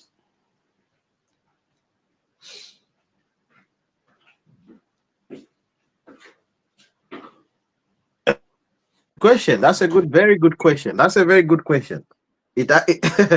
I think you know, we need to. It hasn't actually. This is not about a freedom of speech. This bill is not about freedom of speech, or it's not targeting individuals. You know, to restrict them on what they can say or what they cannot. What they can say or what they cannot. Yeah, you know, you want to watch. That's not what this bill is about. This bill is purely about regulation and making sure that things are put in place when, in case you go to you have a case or somebody has a case against you. Okay, there should be certain laws and regulations, and the police officers or law enforcement officers have been given that mandate and empowered so that they can come and, if they say, okay, mufoni mowe mulifin to folks to investigate, they can get it. You can say, no, nish mulesen drafonian. Mwawon. Nish mulasungira phone. Yes. But at the end of the day, I think overall, what we need to think is, look,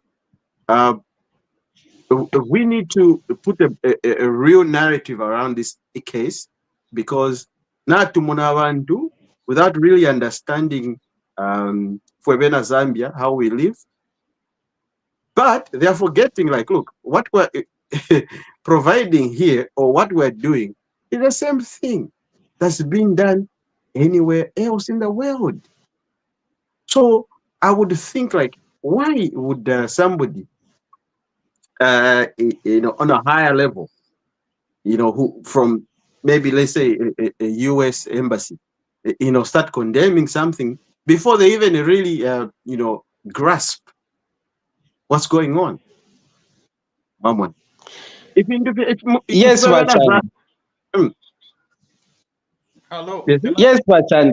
The way you've explained, okay, what it is, that's why I was saying the way information is going out to people, that is not what it's this cyber security it's all about. The way you've explained. When it comes to other political parties, they are saying they are going to shrink the freedoms. People, your freedom will be taken away. This is what is going on. That is what is going around. Yes, and also I saw that letter from the USA embassy. Yeah, but for me, that one is not a problem because Zambia is a sovereign state, and the laws that we are setting ourselves, it's our laws. For example, like I have a house, then I put certain laws. Oh, this is anyone I'll be staying with. This is what's supposed to follow. My neighbors also, they have their own way of dealing with issues. So no one can come and tell me, no, there's this, there's this, there's this. So now, what it is, that's why last week I was saying, the problem that we have as Zambians, we are too much into politics. That is why there's a problem. So this one, I think now it's almost like almost 4 years now when it was signed into law. By then, the previous government, they saw that there's a problem somewhere. We have to put in this. That's why I was saying the first. I said, I think today I was listening to the interviews for the former Home Affairs Minister, Honorable Campion, and he stated the reasons. So, which means that this problem which was there, yes, the current president, yes, condemned it, but that is not the topic to say no, he condemned this and this. The issue that we have to discuss is what is contained in this law, what is the benefit, and what is the risk if it's not regulated. Everything is supposed to be regulated. If you are not regulated, then whatever anyone can do anything, and then yes, and then are we going to have a country? Definitely no. So that is a point that I was driving to say. For example, like if I'm not committing any crime, why should I worry about the cyber security? Unless if I say, oh, me, this is what I do, and if now this law comes, it's going to block me, then I'll complain. If I know that this I'm not supposed to do, definitely I'm not supposed to do. That's why I was saying we have to be responsible of everything that we do. Then we're going to have a country. We need to have orders. We can't be just moving anyhow. No, we need to have orders. This social media, I think we moved as a country. I think we moved away from analog now into digital. So now it's new to us, especially Zambians, which is supposed to be regulated. Because if you leave it porous, others they will come in. The same people who are complaining today, they're going to be victims tomorrow. Then what will happen? I agree with you, my brother. I just want to contribute one more thing. Actually, people, Zambians right now, we are being very, very, I don't want to use the word, what can I say? Okay.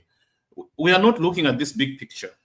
If you look at the whole world right now, cybersecurity is the #1 investment most developed countries are putting in. It's the biggest threat any country can have. They can go in the Bank of Zambia and get all your foreign reserves and take them away if you don't have cybersecurity. It's that simple. You have to invest money in this. This is a new threat.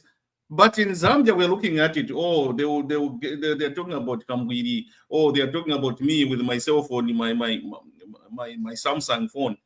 Cyber security is a real threat. On this, if you don't do what they have done, like our country now, what the president has done, establishing these institutions that are going to be in charge of cyber security, their job is to monitor what's going on. And if something happens in our Bank of Zambia records or ABSA records or something like that, they can jump on, they're experts. This is a real threat. We are not talking about, no, they will come in my house and get my cell phone. Zambia's, these power grids are computerized. They can become sabotaged by cyber crime. They will come and shut down all the generators and all that. Just boom, boom, boom, boom. Someone can do that.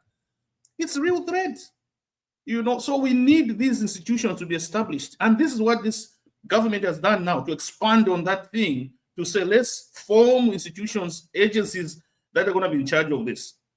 If anything happens, what are we going to do? All these things were not in there. That bill, when it was passed, it was just politically whatever. That's it. They were not looking at the bigger picture. This government has appointed specialists.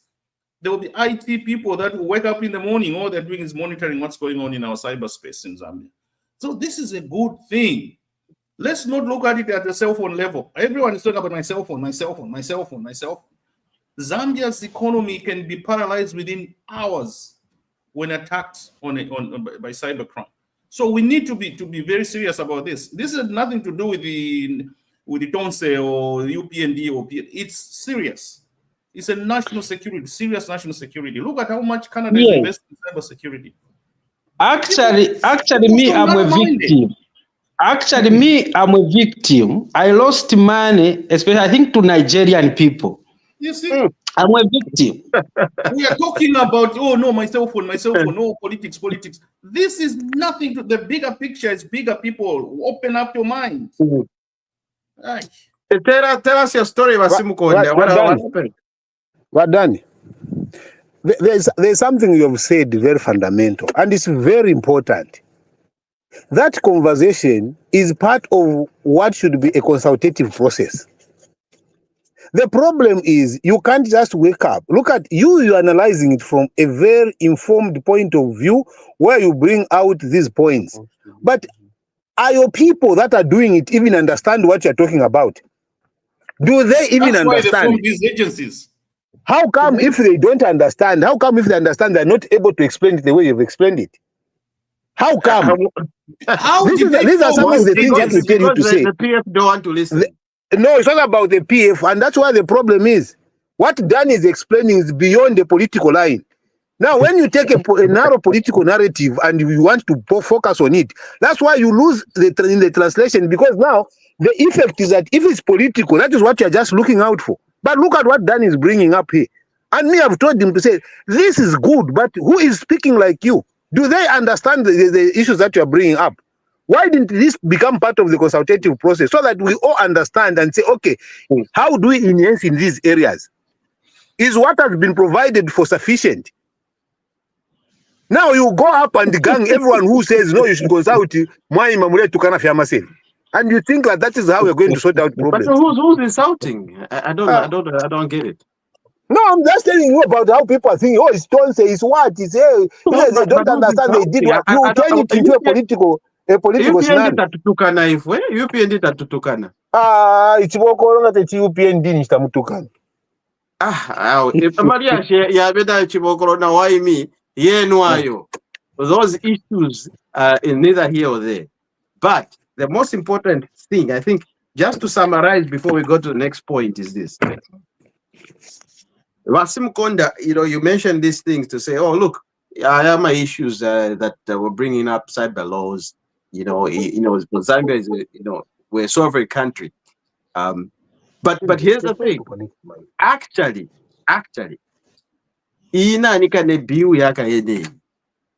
is on the international standard. We're following what the convention here Malibu na convention here Budapest when they were enacting these international laws, cyber crime. It's an international law international standard. So what we're implementing today, what the UPND government is implementing, is at that level. So it's funny that somebody who comes from a very developed country would, start saying, "Oh, don't go to Zambia because they'll be checking your phone." Like, are you sure? I'm like, I was shocked. Like, look, you should be first of all, you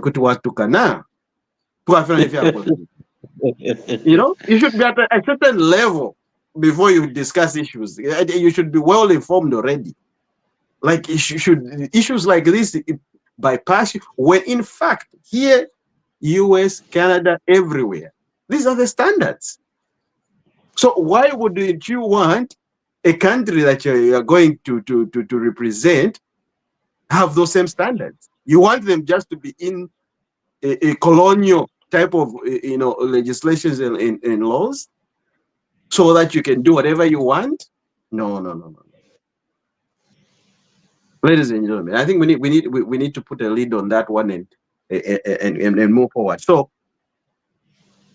let's move ahead. I think we've discussed this one, we've debated over it, but there's something good that's been happening. I don't know if, ladies and gentlemen, you saw the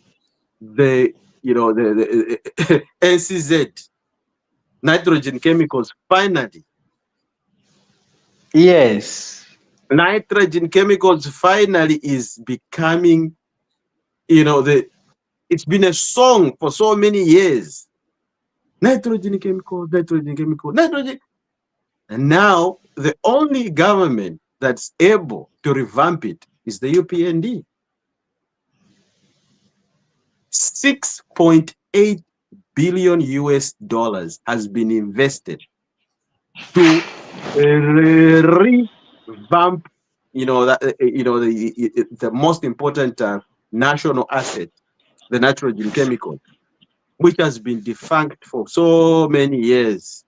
It's been operating. The last time that nitrogen chemicals saw anything good was in 1981. Since 1981, this is 2021. That's when they are seeing a good revamption. They're seeing something good happening now, changing all the machineries.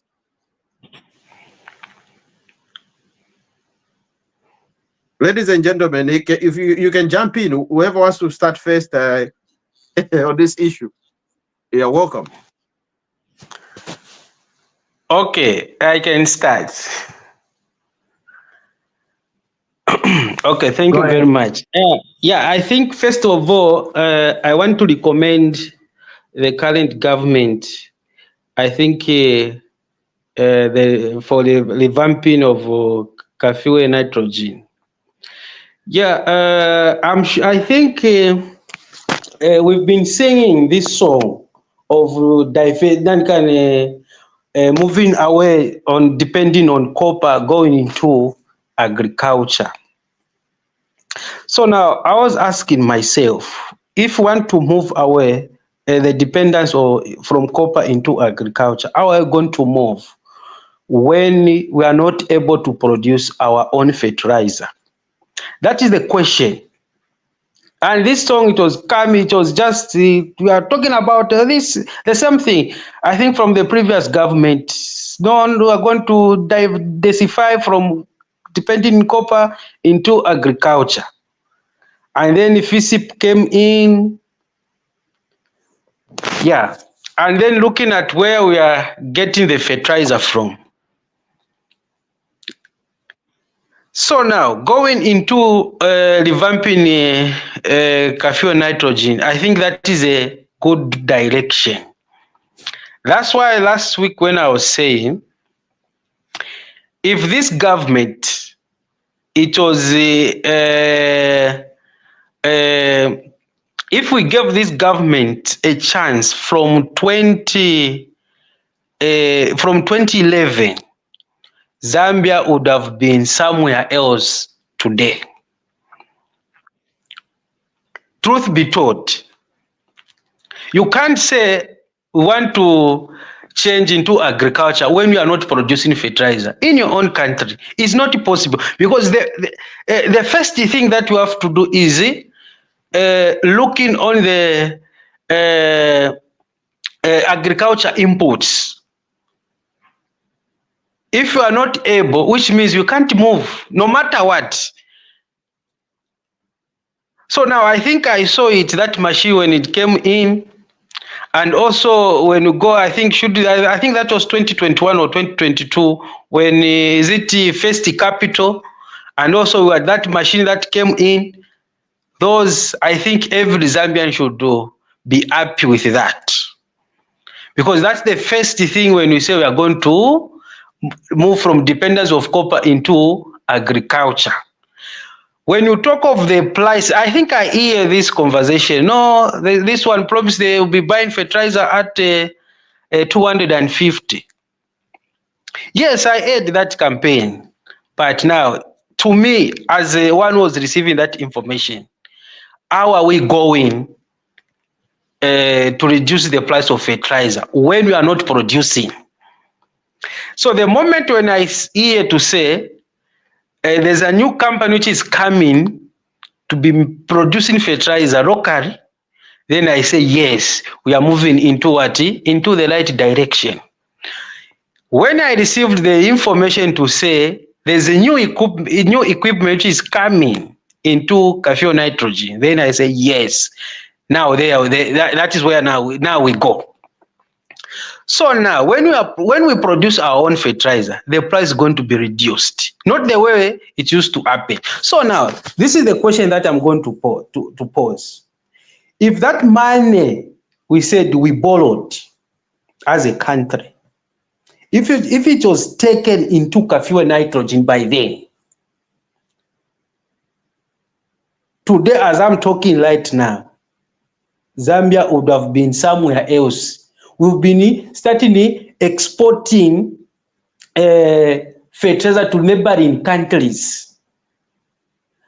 So when you talk about the price of meal to be reduced, this is the first step that you have to take. Then now the price of meal is going to be what? It's going to be reduced, because you are producing fertilizer locally than you are getting it from somewhere. Looking at now the dollar exchange rate, the transportation, by the time it's coming into the country, the price of fertilizer will be how much? Going back, I think I grew up from the village. I remember very well when I was young, they used to send us to go and buy fertilizer. The price of one bag of fertilizer, it was 45 kwacha by then. Wow. Yes. 45 kwacha? Yes. How many years ago is that? I think that was should be 1998, somewhere there. So now, the price, it was increased from that price to 65. I remember by then, very few farmers managed to buy fertilizer because they started complaining. From then, that's when now the fertilizer started, now the price started going up to today as we're talking now. It's ranging between 750, 800. Sometimes it's even reached to 1,500. That's where now the issues of FISIP came in now to try to cushion and help those vulnerables. So it's not about the FISIP, it's about the price. If the price is manageable, anyone can buy. Even if FISIP, there will be no issues. For example, if the fertilizer is 250, how many people can manage? Almost everyone. That's the direction that we have to go.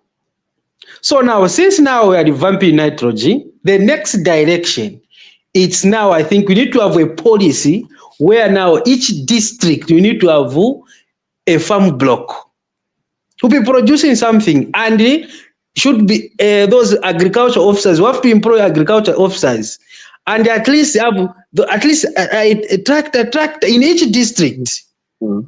And start producing. We have a market. For example, we have Congo there. It's a market, the way they say smuggling, whatever, meal. No, it's because of what we are doing, we are producing less. That's why we call it smuggling, but it's a market there. We can sell. We can sell those maize brandy, Botswana there. They keep cattle there. We can produce. But the first step, it's the fertilizer. That's the first thing. That's why we have to. So we need more. So why are we doing this today? That is another question that we have to ask ourselves. Why are we doing it this time? Why didn't we do it in 1992, 1993, 1994, 2000, 2001, 2002, 2000, but we've done it today, 2025. Why? Leadership. That's what we That's can the say. question. Leadership. Because I mean, look at this. Leadership, sometimes it's you give the people what they want, and or what you feel they want. If you look at the past history, starting from Kaunda era, starting from Manawasa, Vasata, everybody, there are two key areas that we actually have not capitalized on, which is agriculture. Yes. Okay? And at one point, I was thinking to myself, I was like, look, why don't you just close all the mines? Close them up. Okay? And let's concentrate on agriculture alone.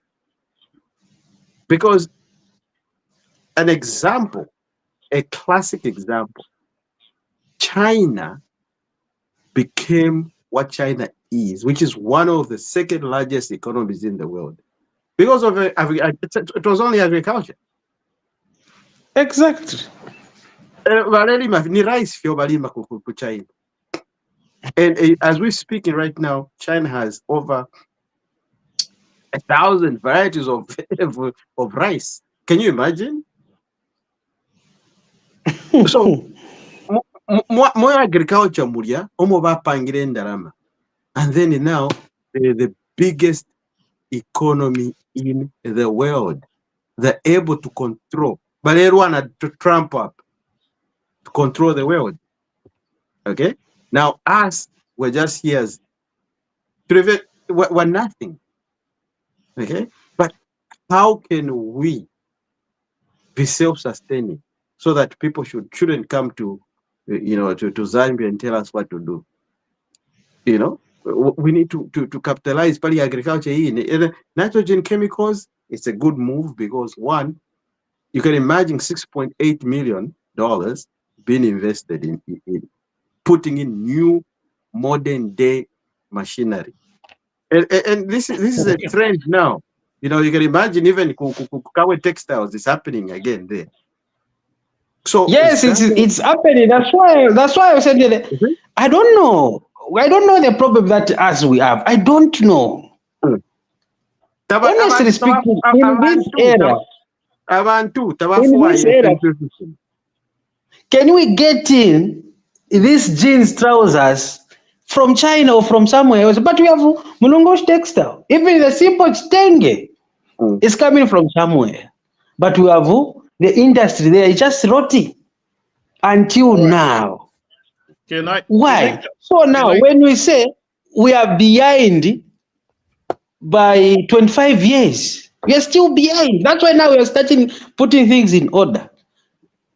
And these issues of Mulungush textile and Kafio nitrogen, you will not see it, the debate on social media. We will not see it. I think what we are going to see. What Danny wants to come in and say something. Okay. Yeah, busy arresting the opposition. All right. No, Mr. Kazia. I'm not saying the opposition. Okay. For me, Kafue town itself, Kafue textiles, it's very, very dear to my heart. very close to me. I actually own one of those houses which Chiluba sold, Kafue Estates. Oh, At that time, I bought one of them. One of my relatives stays there.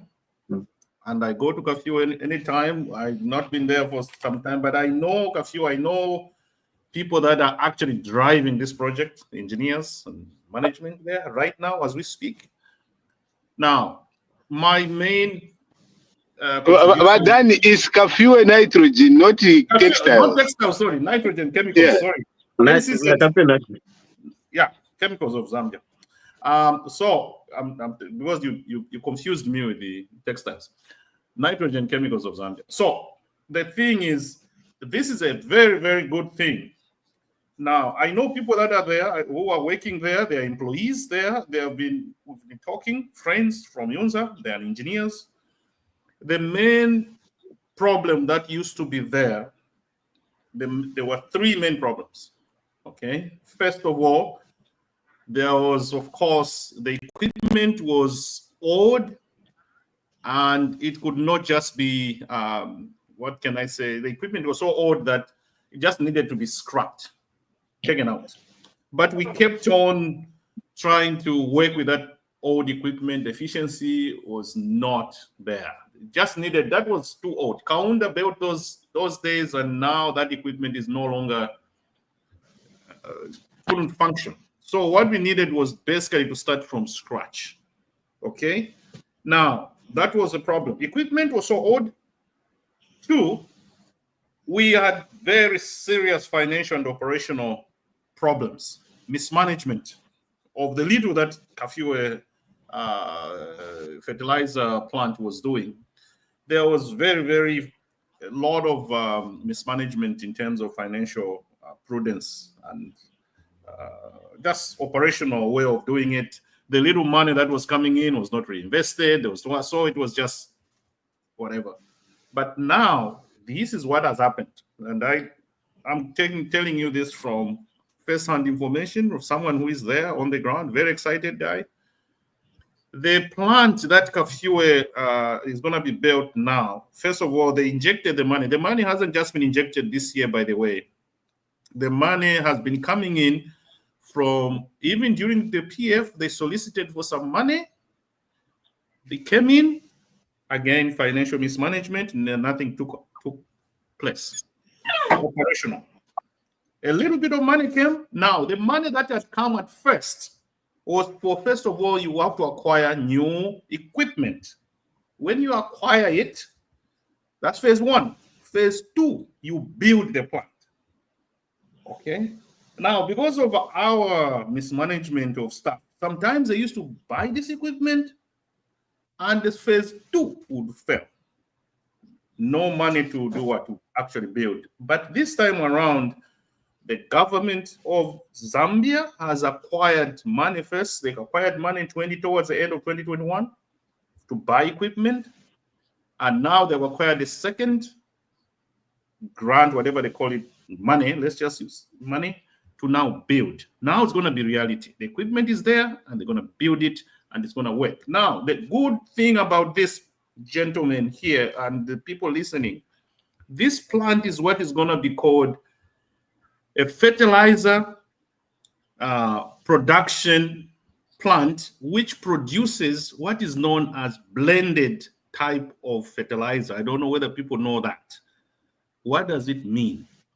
It means this plant will be producing custom-made fertilizer based on, one, your types of soil that you have in your field, and two, what type of crop you're going to be growing. Yes. Before, we never used to have that. The world has moved on. There's no more one size fits all. You remember we used to buy fertilizer, you can use it in Mongwi, you use it in Shesheke, same fertilizer, you use it in Mumbwa. No, it is not. Agriculture is advanced. Yes. You cannot use the same fertilizer in Mumbwa and the same fertilizer in Osaka because the soils are different. What Kafue plant is going to be doing is they will be producing fertilizer based on the soils types of the country. Okay, so there will be, it's called blended or custom made type of fertilizers for different regions. So what they are doing right now, the agriculture department, they are busy sampling soil types around the country. So there will be generalized soil types, a type of fertilizer which will be going there. So when you go there now, they'll be saying, oh, where do you come from, Mumba? Oh, which part of Mumba? Oh, okay, this is the type of fertilizer you need for this. What type of crop? This, that's the type of fertilizer we're going to be producing. It will be custom made to make sure that food production is enhanced and maximized. That's the type of fertilizer plants we have right now around the world. There's no fertilizer which you just produce for everybody. No, you produce fertilizer based on the soil types and crops you're gonna. And this is very, very, very important. This is being very, very, what can I say, smart. Because if you're gonna use fertilizer which is not needed in certain areas, you're wasting those nutrients anyway.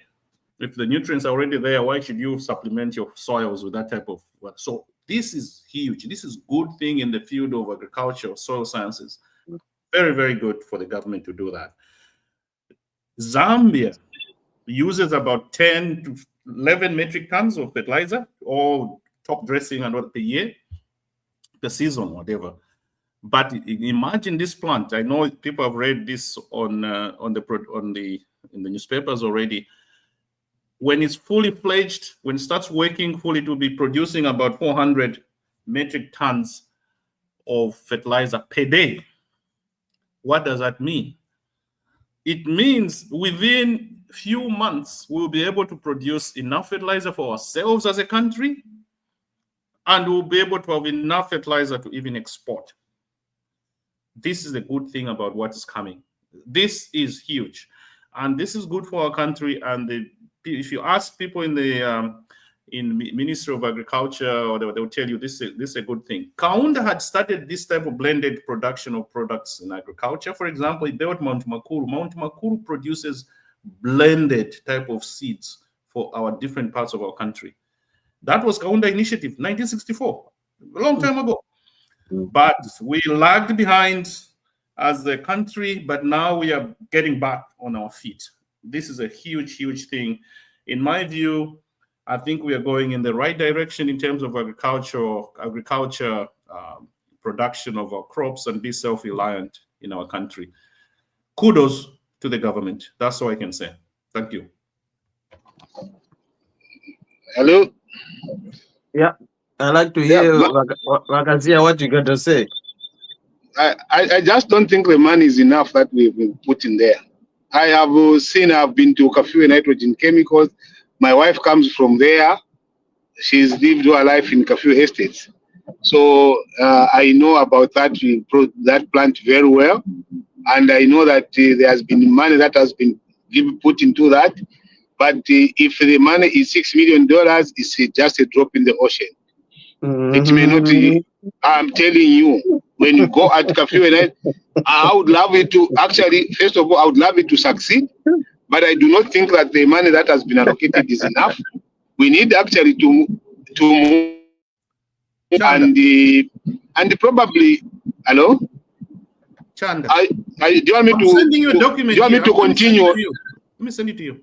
That's $6 million. Danny, you were talking. I kept quiet so that I can have my contribution, and then you can information. You don't have information. Look at that. But you know, you can come back with information.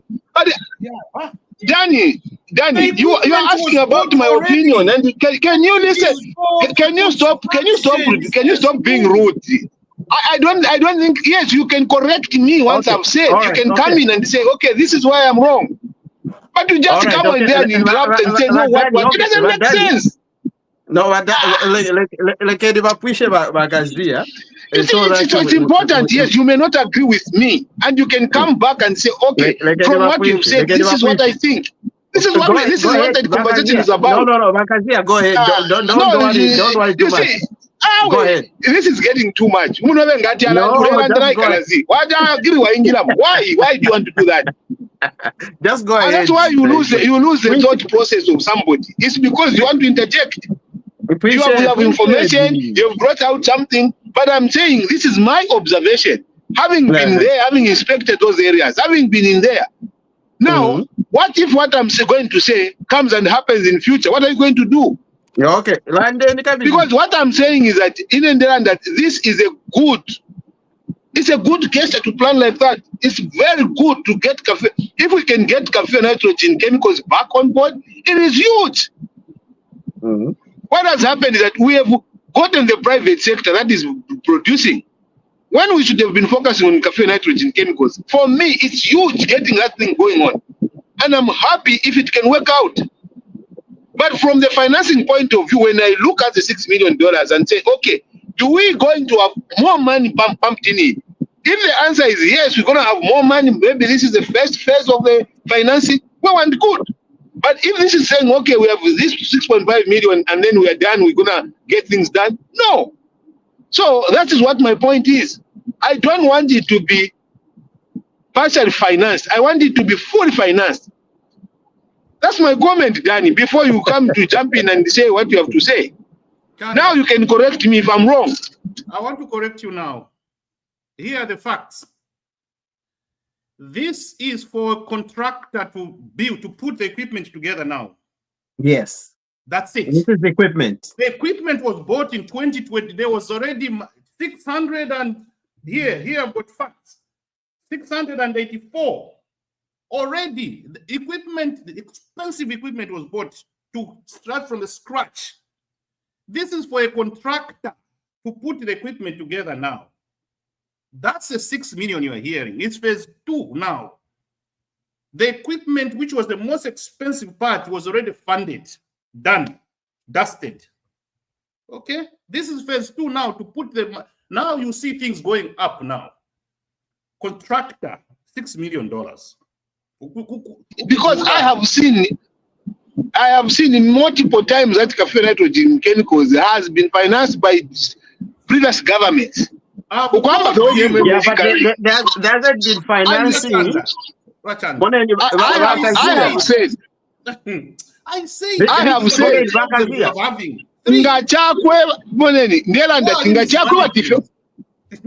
But then if they to me now, ukweba tinga chakweba ti iplan ili ukweba yotwayamba effort wala consistently do. I am in support of it, but I'm also cautioning you about what you see in Zambia. My projects yalamba ku Zambia, we know. Yai matwamba no kutota.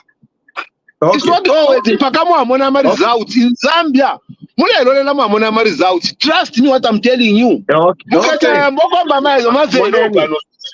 Because next year I'll be asking, where are we at no? No.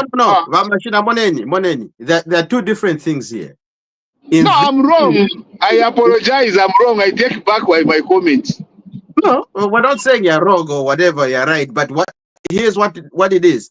We need to at least educate each other. 6.8 million is on the equipment. And each and every industry. Now, the revolution that we're doing now, kawe textiles, twayanomba ku nitrogen chemicals. Ama machine aya abamulia ya kale yaliba obsolete. Okay? So kuyafunya mwabika mo machinery ya new. As we are speaking, 13 other trucks are coming with new machineries towards nitrogen chemical. So what we're doing is replacement yama machinery. I'll wait until I see that. I would wait for me. Internet even. I am telling you that Zambia.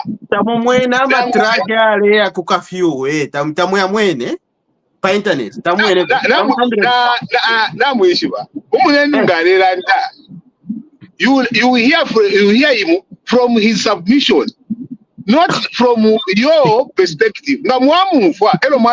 Okay, if your land has been taken care of, because I have seen those things happen before.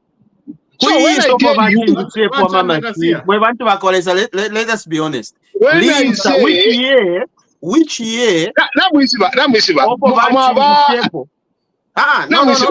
be honest. You are begging when which year did the machinery of nitrogen chemicals No, Rachanda. Okay, are you asking me or asking yourself? Because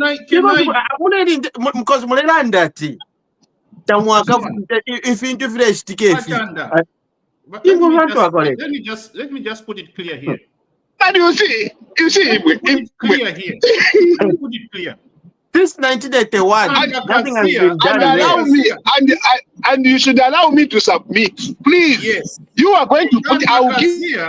When I start to talk, you should keep quiet. Yes.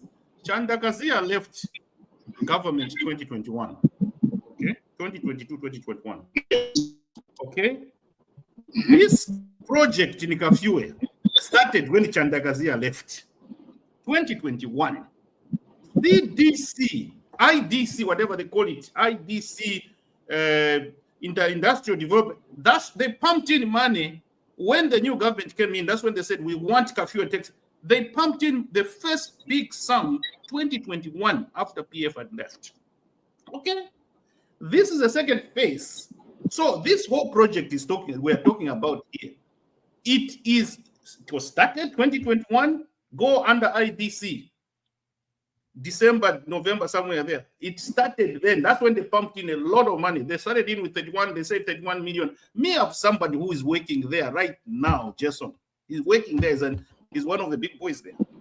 31 million. And he said there were 3 problems in the previous government. 3. He mentioned them. Mismanagement of money. Money will come, as Chandakazia said. Money will come in. And then they just disappears again. Nothing happens. This project about Chandakazia, it is under a prudent government called UPND government. It started after UPP. I wish. Your interest, the thing you're talking about is the experience you're talking about is before, prior. But now, look, 2021, they pumped in money. They pumped in now, they got the machinery. Now they're building. This is, forget about the previous where they were misusing stuff. This is a new. Danny, let me tell you, let me answer you, and I'm going to answer you very well. You are saying I left Zambia 2021. When did you leave Zambia yourself? You left Zambia 30 years ago. What? You understand? So when I'm talking about certain things, I'm telling you, because you want to pretend like I don't know what I'm talking about. I am not against the project. I am not discussing the things that I'm saying. I hope. It is my hope. I want to see this succeed. Now you want to pretend like I'm saying it should not succeed. What I'm advising you, I'm advising you. First of all, you know more about what? You are saying they've just put in $6 million. You. Is it me who said it? No, you didn't know. Look at this. It is not me who started the 6 million thing. Is it me? The problem, we are not even listening to who said it.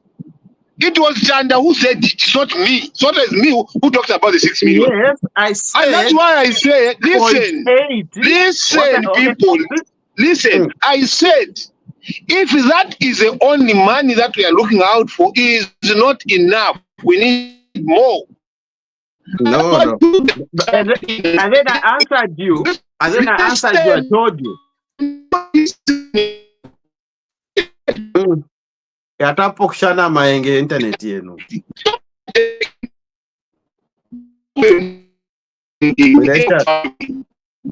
Imwe indela ndokwebati. Ngachakweba, I use a very simple terminology.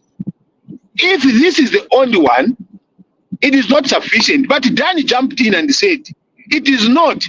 And that is good if it is not the only one. And I wish it to succeed. So this is the previous government open. Okay. Last. Since Mwandumbula like any because Danny is pretending like that this project. No. I'm saying you want to finance value. So let's hope this succeeds. Okay. Because the thing is this, my living in Zambia 2021 has nothing to do with financing. 6.8 million yotulerandapo ni machineries. Okay, what we're saying is they're trying to remove indalawa shandanikana shama machine ayakale ya 1981 bashifunye babike mwe machine yanyu ichipia for modern day, because there's no way you can have a very important national asset called nitrogen chemicals now machine ya 1981. 1971, that's when it was installed. Last update was 1981. This is what, 2021. So we're looking at obsolete equipment with the world is and the way the world is technology is moving. You are preaching to the converted. Yes, but preach to the converted. That's what you're explaining, I know. You cannot say at 6.8 million yachepa. No, because Monenya track register. Vachanda. But Danny has explained certain things. Listen what Danny said. When I said that if it is yes, that's all I said. That may not be enough. Initial injection was 31 but then that is okay if that is an addition to what is already been done. It's okay. You are not listening to me. The problem, even for things that is agreeing with you, bent to say when someone is telling you, the moment someone opens no.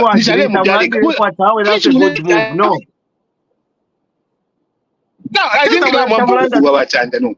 because I think because you see, I want this project to succeed, and then I raised concerns. Now my concern. Yeah. Preconceived mind in the conversation. Open your minds up so that you listen from the other person. Don't just you know Vachanda squared. Vachanda squared. Let's move away from that mentality that people start the project and then they eat the money, then it doesn't go anywhere. That is old mentality. We are in a new dawn government. We are a responsible government. We don't do that. Nothing will happen like that. I cannot confirm on that, Badani. That is your opinion, and I can choose not to agree with you, and you must be fine with that. You understand? So even I'm left for praise, I don't agree. Respect that and move on. Say something else. You don't have to move way. So that is now wanting us to start an argument. This is not about this is a conversation we're having. Do you want an argument? Can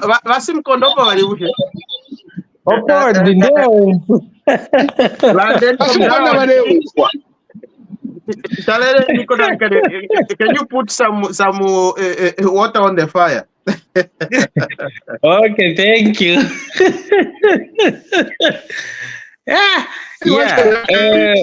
Conversation.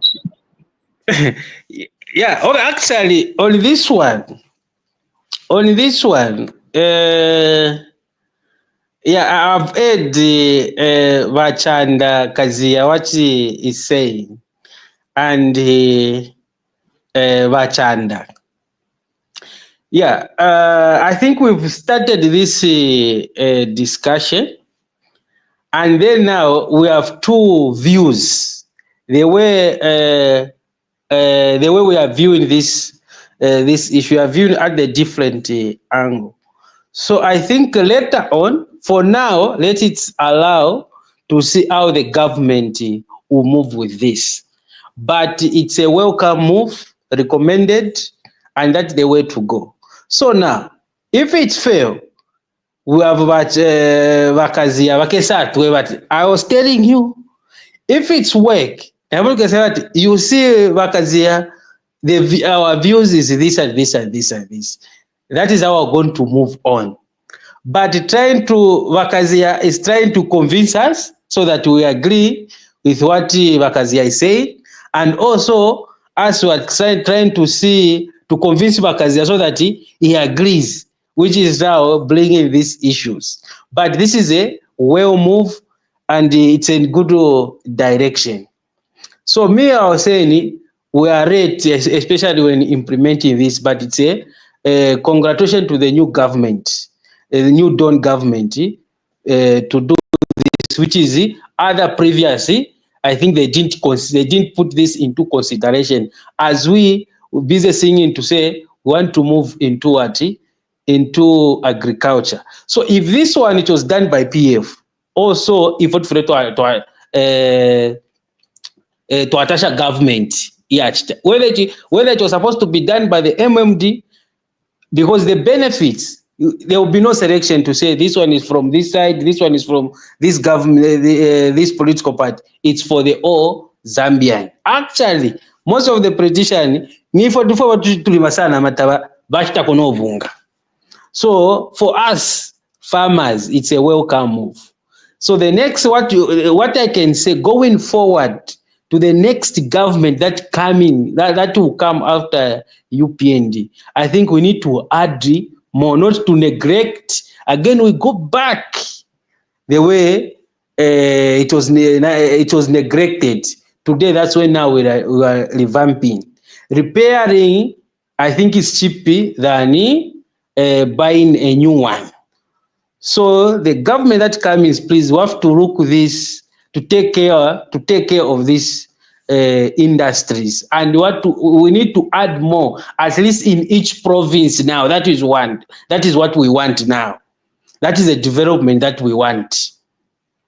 No, one is now for the whole country. We have actually two now.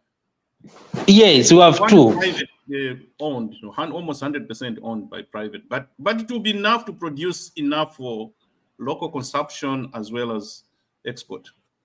Yes.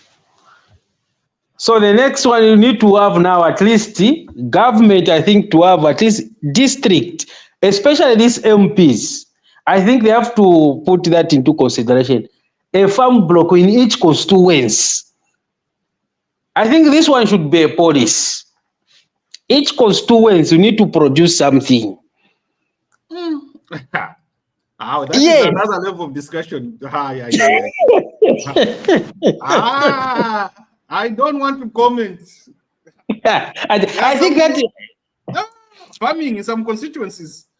Each constituency, at least each member of parliament should have a farm block.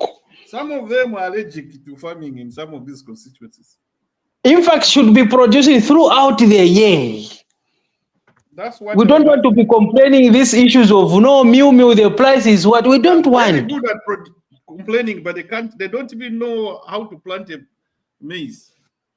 Anyway, we don't have to have these issues of types of politics. No, the meal, the price is what, this one left this price, this one left this price. That's why the price will be going. It will not get the same. Ask the members of parliament who complain a lot about the Mr. Kazia, you know, yes. That's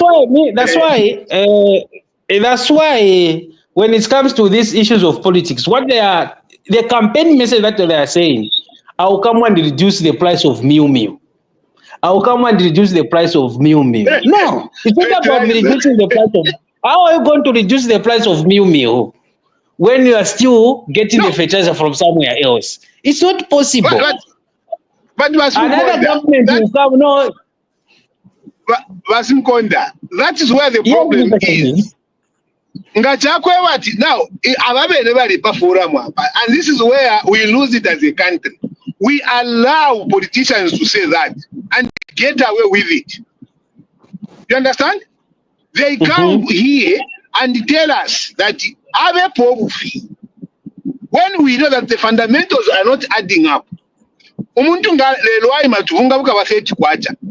Why should we even have to tolerate such a person? And yet, Ngaba president, we are the ones that are wrong all of a sudden. This guy lying to us in broad daylight becomes a hero. We must start holding these politicians accountable for things they say. and not to Mr. Kazia.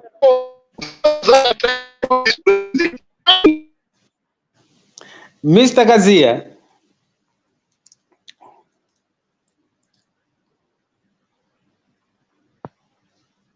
He's run away.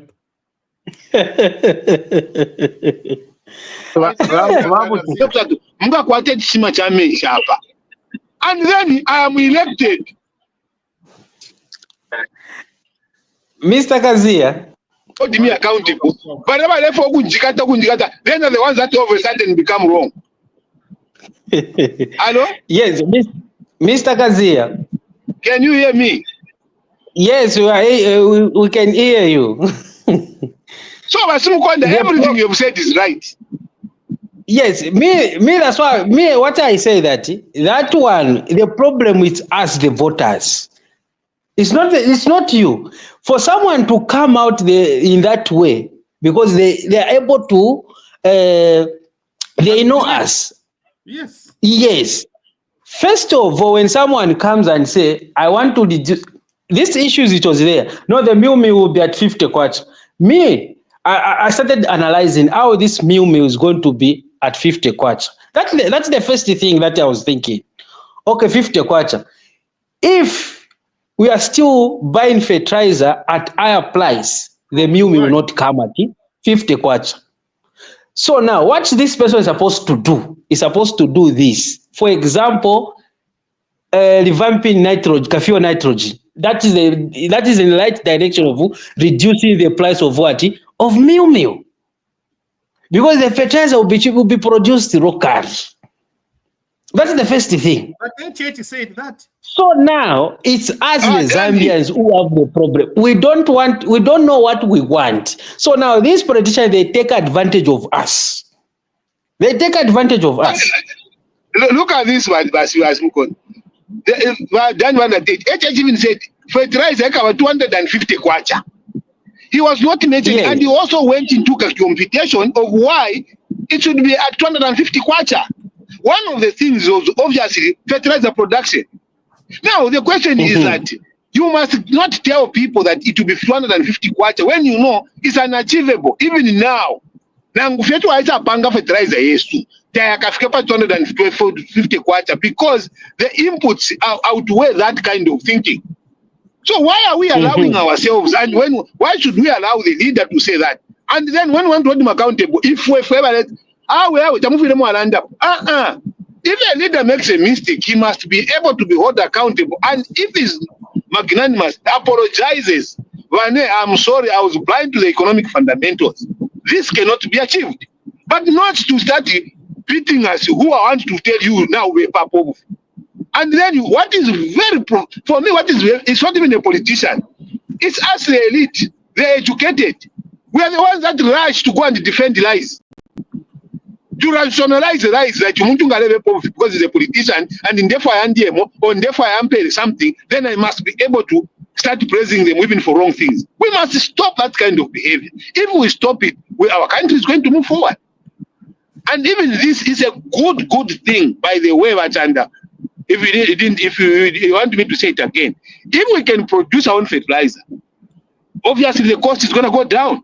And when we protect the production, then we also protect the agricultural sector. And then also move and protect the mine so that we can generate more money from there. We must run these economies. They must be in our hands. I'm a foreigner, but they will be in our interest.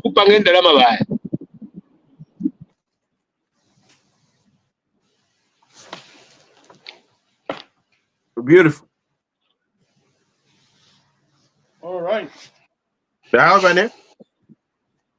Okay. I think we need to end the show. Yeah. And we've discussed all the most important issues. Unless there's a summaries. And Kadishma Kalinda, she's still listening or she's still mourning. Morning for what? Tabati wina baba asunu lero. Not win. Arsenal 2-0. Not win. But you win 4-1 yesterday. Lelo twachirate lelo. Natuine chile. Yeah. It was today, 4-1. Watch that Yeah. there. The people Yeah. are being relegated in Aimu. Well, that's what it is. It's scheduled for Yachiba. But in any case, Katushiba Manchester United, very panambashan. But you lose support the River Wolves. Yeah. 1-0. Everybody Man United is finished. Nivakalusafi. But guess what? Yesterday I was watching the 3 Zambian women in America, Barbara, Chanda, and Chilufia, in the same team. Oh, is it Orlando? Orlando Pride, yeah. Yeah. Those the girls are giving us they are many raising the Zambian flag abroad, you know. That's good. That's good. They're doing very well. And that's a top women's team in the US. Oh yeah, Orlando. Yeah, Orlando Pirates. Well. Oh yeah, that's good. That's beautiful. Three of them in the same team, and they're all attackers. They're all strikers. So but like Quingisha every day Quingisha Mago. Yeah, anyway. Yeah, man. That's good. Yeah. Anyway, that is wonderful. That's the thing. So Amaranti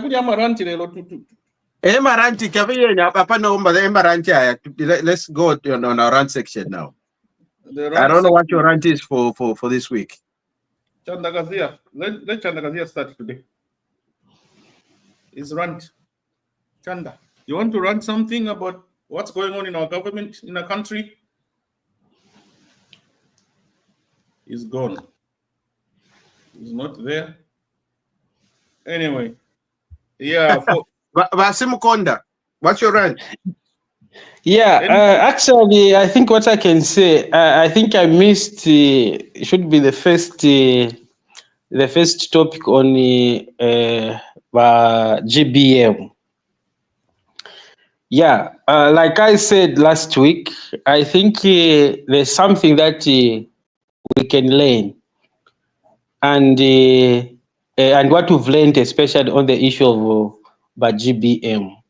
Yeah, I think Zambian we can do better, especially when it comes to issues of politics. I think it was very unfortunate. I think there were issues which was posted on Facebook to say GBM has died. Yeah, and then now people will start now talking about commenting there and then. But wow, I think the government came out and give the statement on that issue, which was very good. And then later on,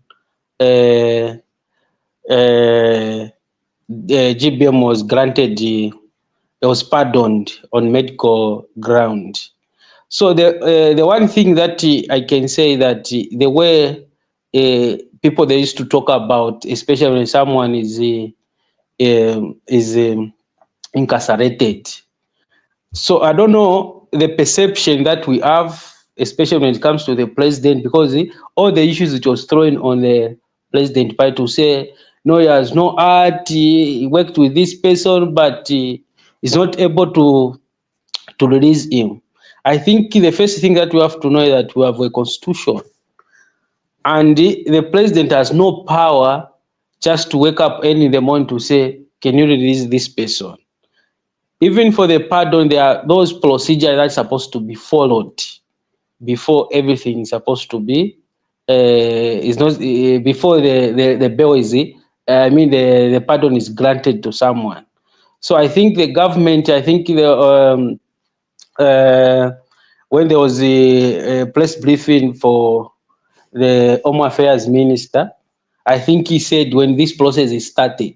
So it's a process. So what you have to understand that in everything there's a process that is supposed to be followed. So the president has no absolute power maybe to overrule the judiciary. No, should be a procedure. The president can recommend or the recommendation can come, but there should be a procedure that a law allowed to follow. Which was followed on that issue. But the way the opposition was commenting about, talking about, as everything, maybe it was the president, no. So the first thing that we have to do before we blame the next person, first of all, is what have I done? Have I done something wrong or right? If you have done something wrong, then the first blame should come to me before I blame someone, which means that when you commit something, which means you are responsible, you are accountable for what you've done. So in everything that we do, especially when it comes to the opposition, we have to be responsible so that we don't blame the next person when something comes. Same happens to these issues of the bill, the security cyber law. Also, there are a lot of things which is they are talking about. So let us reduce, especially on the issues of politics. Let's see, put Zambia first. Let's see the good part of whatever that comes in. Then you are going to move in a nice direction as a country, like what is happening currently. We have there's a bill which is coming.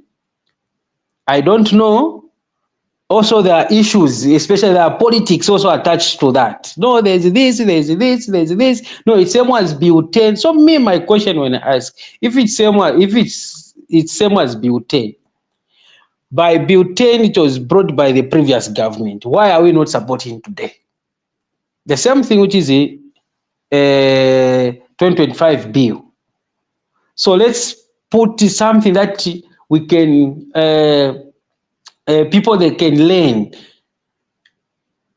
than put in politics, which is now bringing confusions everywhere. Now people start talking something which is not even there.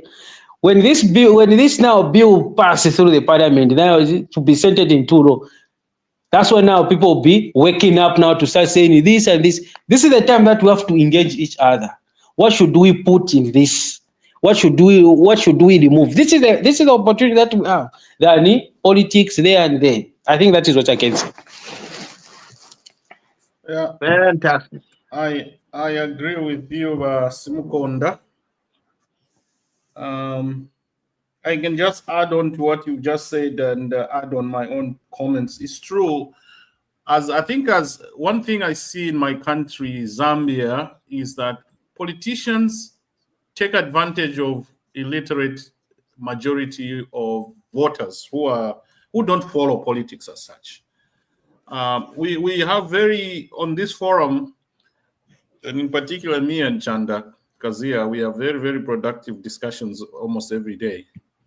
But the majority of the voters looking at things that way? Okay.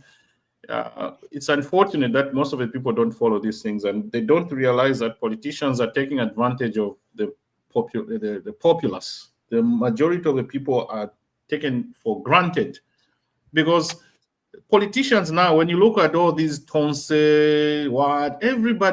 everything is politics. Everything is politics. There's nothing that hinges on Zambian citizen.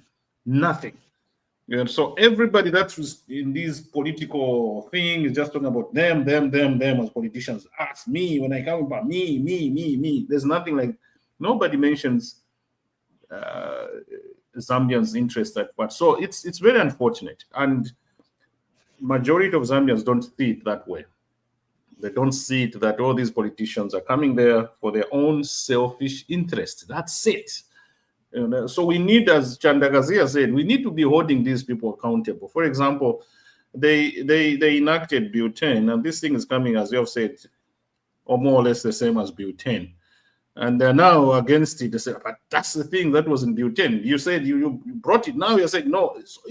So these politicians, whether they are in power or they're in opposition, they are selfish people. Very, very selfish. Okay, that's all I can say. And I tell Chanda, these politicians are the same.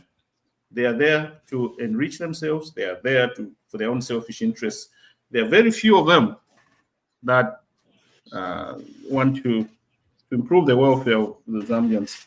All right. Next thing that I have here, I've got 3 cyber crime type of thing. Yeah, this is something that I think is going to lessen some of these pronouncements from people. Oh yeah, GBM has died and all that. Now we can catch that person who is spreading those type of rumors. We have it's a law now. We can go and trace him and, you know, prosecute him. So it's a very good thing that it has come into law, and I think people will stop making these pronouncements. There are so many things on the internet now, and even on social media, where people have created these fake pages, and they're talking about this and that fake stuff. I'm glad that this now the law; those people will be followed now, and no more such type of irresponsible behavior. Thirdly, and I've always been talking about this. I listen to these parliamentary subcommittees for spending and whatever they call it, account or whatever they call them, these subcommittees that bring people from different quasi-government institutions and question them about how they've been using their money. My heart bleeds when I hear these sessions. I don't know how many of you have listened to these, but there is massive misuse of our resources in our country. And the information is right there. These committees, I beg, these committees, why? You know, what pains me is I listen to these people really bringing out dirty stuff. My money has been stolen as a taxpayer by these people sitting in front of this committee, and nothing is done. And it has become a circus, right? Last week, they were talking about councils. Lusaka City Council comes. They say they have sponsored what? 94 students from Kabwata, 94 from Bally and whatever, 94 from, and then where did you send them to the college as scholarships? We don't know. This is a council that has sponsored 100 and 200 and something students, and they don't even know where the colleges these students are going to. And there are no receipts for having paid for their tuition, scholarships for this CDF, nothing. You just wonder, why do parliamentarians have this type of committee that has no teeth, nothing at all? I really feel bad when I listen to these things and nothing happens. And they even tell the people that are standing before them that, oh, we are here, we just here to ask you questions, but nothing will happen to you, so go home and have your cake. We're just telling the Zambian people that you have stolen their money. They tell them that in front of the cameras.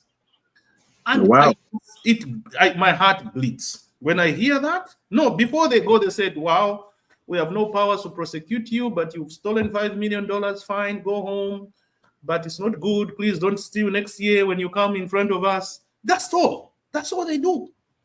Really, this is a country we are living in where crimes are there in front of us.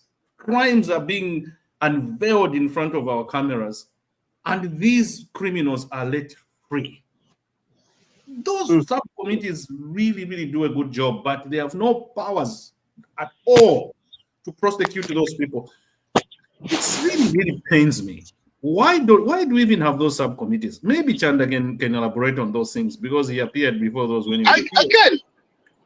Yeah, it is sad. And we have a government.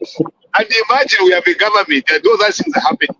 And there's a government right there. Well, we've had government. Let's not talk about it. We've had their government since 1964. I'm saying, and we have removed government since 1964. So Chandaga's here is making a twist, another twist. Let's talk about Zambians now. Let's not go into politics. I am talking about it, that you see. And this is why we need to hear me, colleagues. This is why we need to hear me, colleagues. You know where I started listening to this subcommittee. They started parliamentary when this Minister of Health appeared. When you see, it is a long time. But then, and you are right. Am I saying it's now that you have started hearing it? No. But you see, that is why governments are removed, is to find. Can I finish? Let me make my submission. Can I make my submission, please?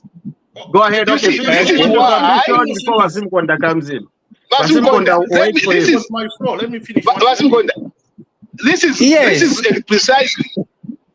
precisely why I came in and say, and we have a government, and you see, we must push this government that is there to make amendments and to change and to deal with these things.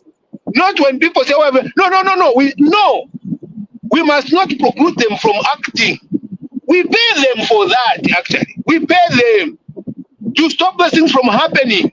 That's why they are paid. That's why government systems are there. Why is it that when it comes to holding people accountable, the government is excluded from it? The current government has a responsibility to stop what is happening. The same things Danny has explained. What is stopping them from doing it? If I ask, what is stopping them from doing it? Are we saying what stopped PF from doing it is what is stopping UPND from doing it? If the answer is yes, then our hands are tied. There's nothing we can do. They are the same, I think. These politicians are the same. That's why I'm saying that. No, so if they are the same, which means these must also go. Because they're failing to work on the same things that other people failed. You understand? So, but Danny, you have a valid point in terms of what you're saying. You have a valid point. If PF failed and they went, why should these that are failing to control them still stay? They must follow suit. Then someone else must come and say, okay, to Africa, let's find whoever is going to deal with these things is going to be kept. But you see, we can't be complaining. We have complained about it from MMG. We complained about them in PF. We are complaining in UPND. And yet, when it comes to holding governments accountable, we say, no. It's the people. People will not change when government doesn't act. If government doesn't act, we take it out. The same way we've taken other governments out. So what you are saying is right. I agree with you completely. We must change. And it starts from changing the government because they have all the instruments of power to make the changes that we need. Are they doing it? No. So should they stay in power? No, they must go. Because you see, but then you and me have had these conversations before. We have had these conversations where we raise matters that are critical to say it's in to feel to Aleka. Then people are not listening. My main question. Okay.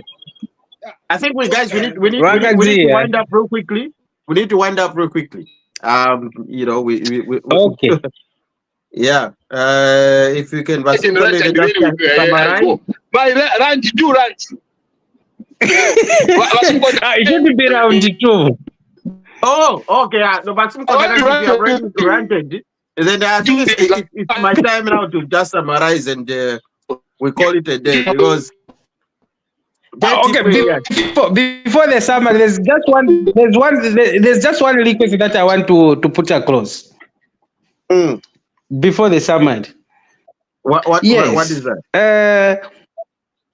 Yes, especially on this accounts committee. I think I do listen to this. I think we need to maybe next week or the other. Maybe we put it as a topic so that we discuss. Okay. That is my request. Yes. Okay. And then on this issue, that's why these politicians or this member of parliament, they are not honest with ourselves. What they really discuss about is something which is or whatever they argue about, it's not something which is necessary. Look at how this, especially council, they are spending this money. Yeah, they're stealing. Why can't we come with a law how to prosecute this? Imagine. Because this issue again next time it will come. They will come with the same. Because when you go there, they will just talk, and then it's end there. But you have to put they embarrass them on TV and then it ends. They embarrass them on TV and that's it. It's end there. Yeah. Okay. So now, in summary, these are the conversations. These are the conversations that we need to be, people of Zambia will have to be discussing about it. Not this what is going on social media. But this issue will never hear it on social media. People talk about. They're going to talk about something which is contrary. Then we start even wondering to say, what is really going on in this country? There are issues, but people will not even comment. They are going to comment on something which is not even making sense. Debating throughout the week, the whole year, about something which is not even making any progress. I submit. Okay. All right. So just to summarize everything, I think everybody, all the points are valid. Everything is obviously put to note. And when it comes to I listened to them as well. And one surprising thing that happened was when they actually exposed the was it the Ron constituency, where CDF funds have been Not used for approved. 4 years. Yeah, and then they have not been used or utilized. For Like 4 years. the money is there, but they haven't been using that money. So my thinking is, the people that are there, the council, it's a conspiracy between the council and the member of parliament. Everybody, they are obviously holding on to that money, putting it into the bank so that it gains money, and then they share the profits. Yeah. It's a lot of money, 30 million. So they have 120 million in their accounts. They were asking that the council financial director, where's the money? Oh, we are keeping it in a certain account. Which account? Is it getting interest? Yes, of course, it's getting interest. Who is going to get that interest? $120 million is sitting somewhere in an account. Yeah. So when and arrogantly so was done. Arrogantly say, I imagine arrogantly saying that was done. Can you believe that? Arrogantly saying it. And then you see, this is one of the... And they walk away. They go home with fun. But here's the thing. I think this is where the law enforcement agencies need to come in, because they can just provide that information. So there should be a correlation between, the public, accounts committee, the law enforcement officers, anti-corruption committee. They all should be in tandem and work together, because if they provide that information, the law enforcement should walk in. They shouldn't be given. They shouldn't be given a what you call a directive or a you know what you they should told automatically on your own as an institution, law enforcement institution, just move in. You know what they told them.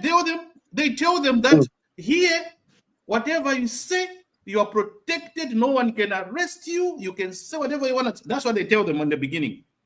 And so they are smiling. Yes, we got $20 million. We don't know where it is. Do you have a receipt for it, Kwacha? No. Because they are told in the beginning of the session that whatever you say here, you are a free man. You go with your family back to your family. Don't worry. Just say whatever you want to say. That's what they are told. They are told that you are protected. As long as you're in this building, you are safe. You can say whatever you want to say. You can say, I stole $100 million yesterday. No one will come and arrest you. You have said it in parliament. That's it. It's true. Okay. So like we're saying, I think they need to start working together. These law enforcement officers, police, ACC, can you take up these issues that matters? Because I mean, even if they say that, it doesn't mean that the other institutions should stop working. They should arrest them the moment they come out of parliament. Okay, so they can say that, but at the background, the law enforcement officers should kick in and come in and arrest these issues. But anyway, topic for another day. So, ladies and gentlemen, thank you very much for spending your time, guys. I think we need to end the program, and we thank you for spending your time here. We can come back next week, and discuss different issues as well.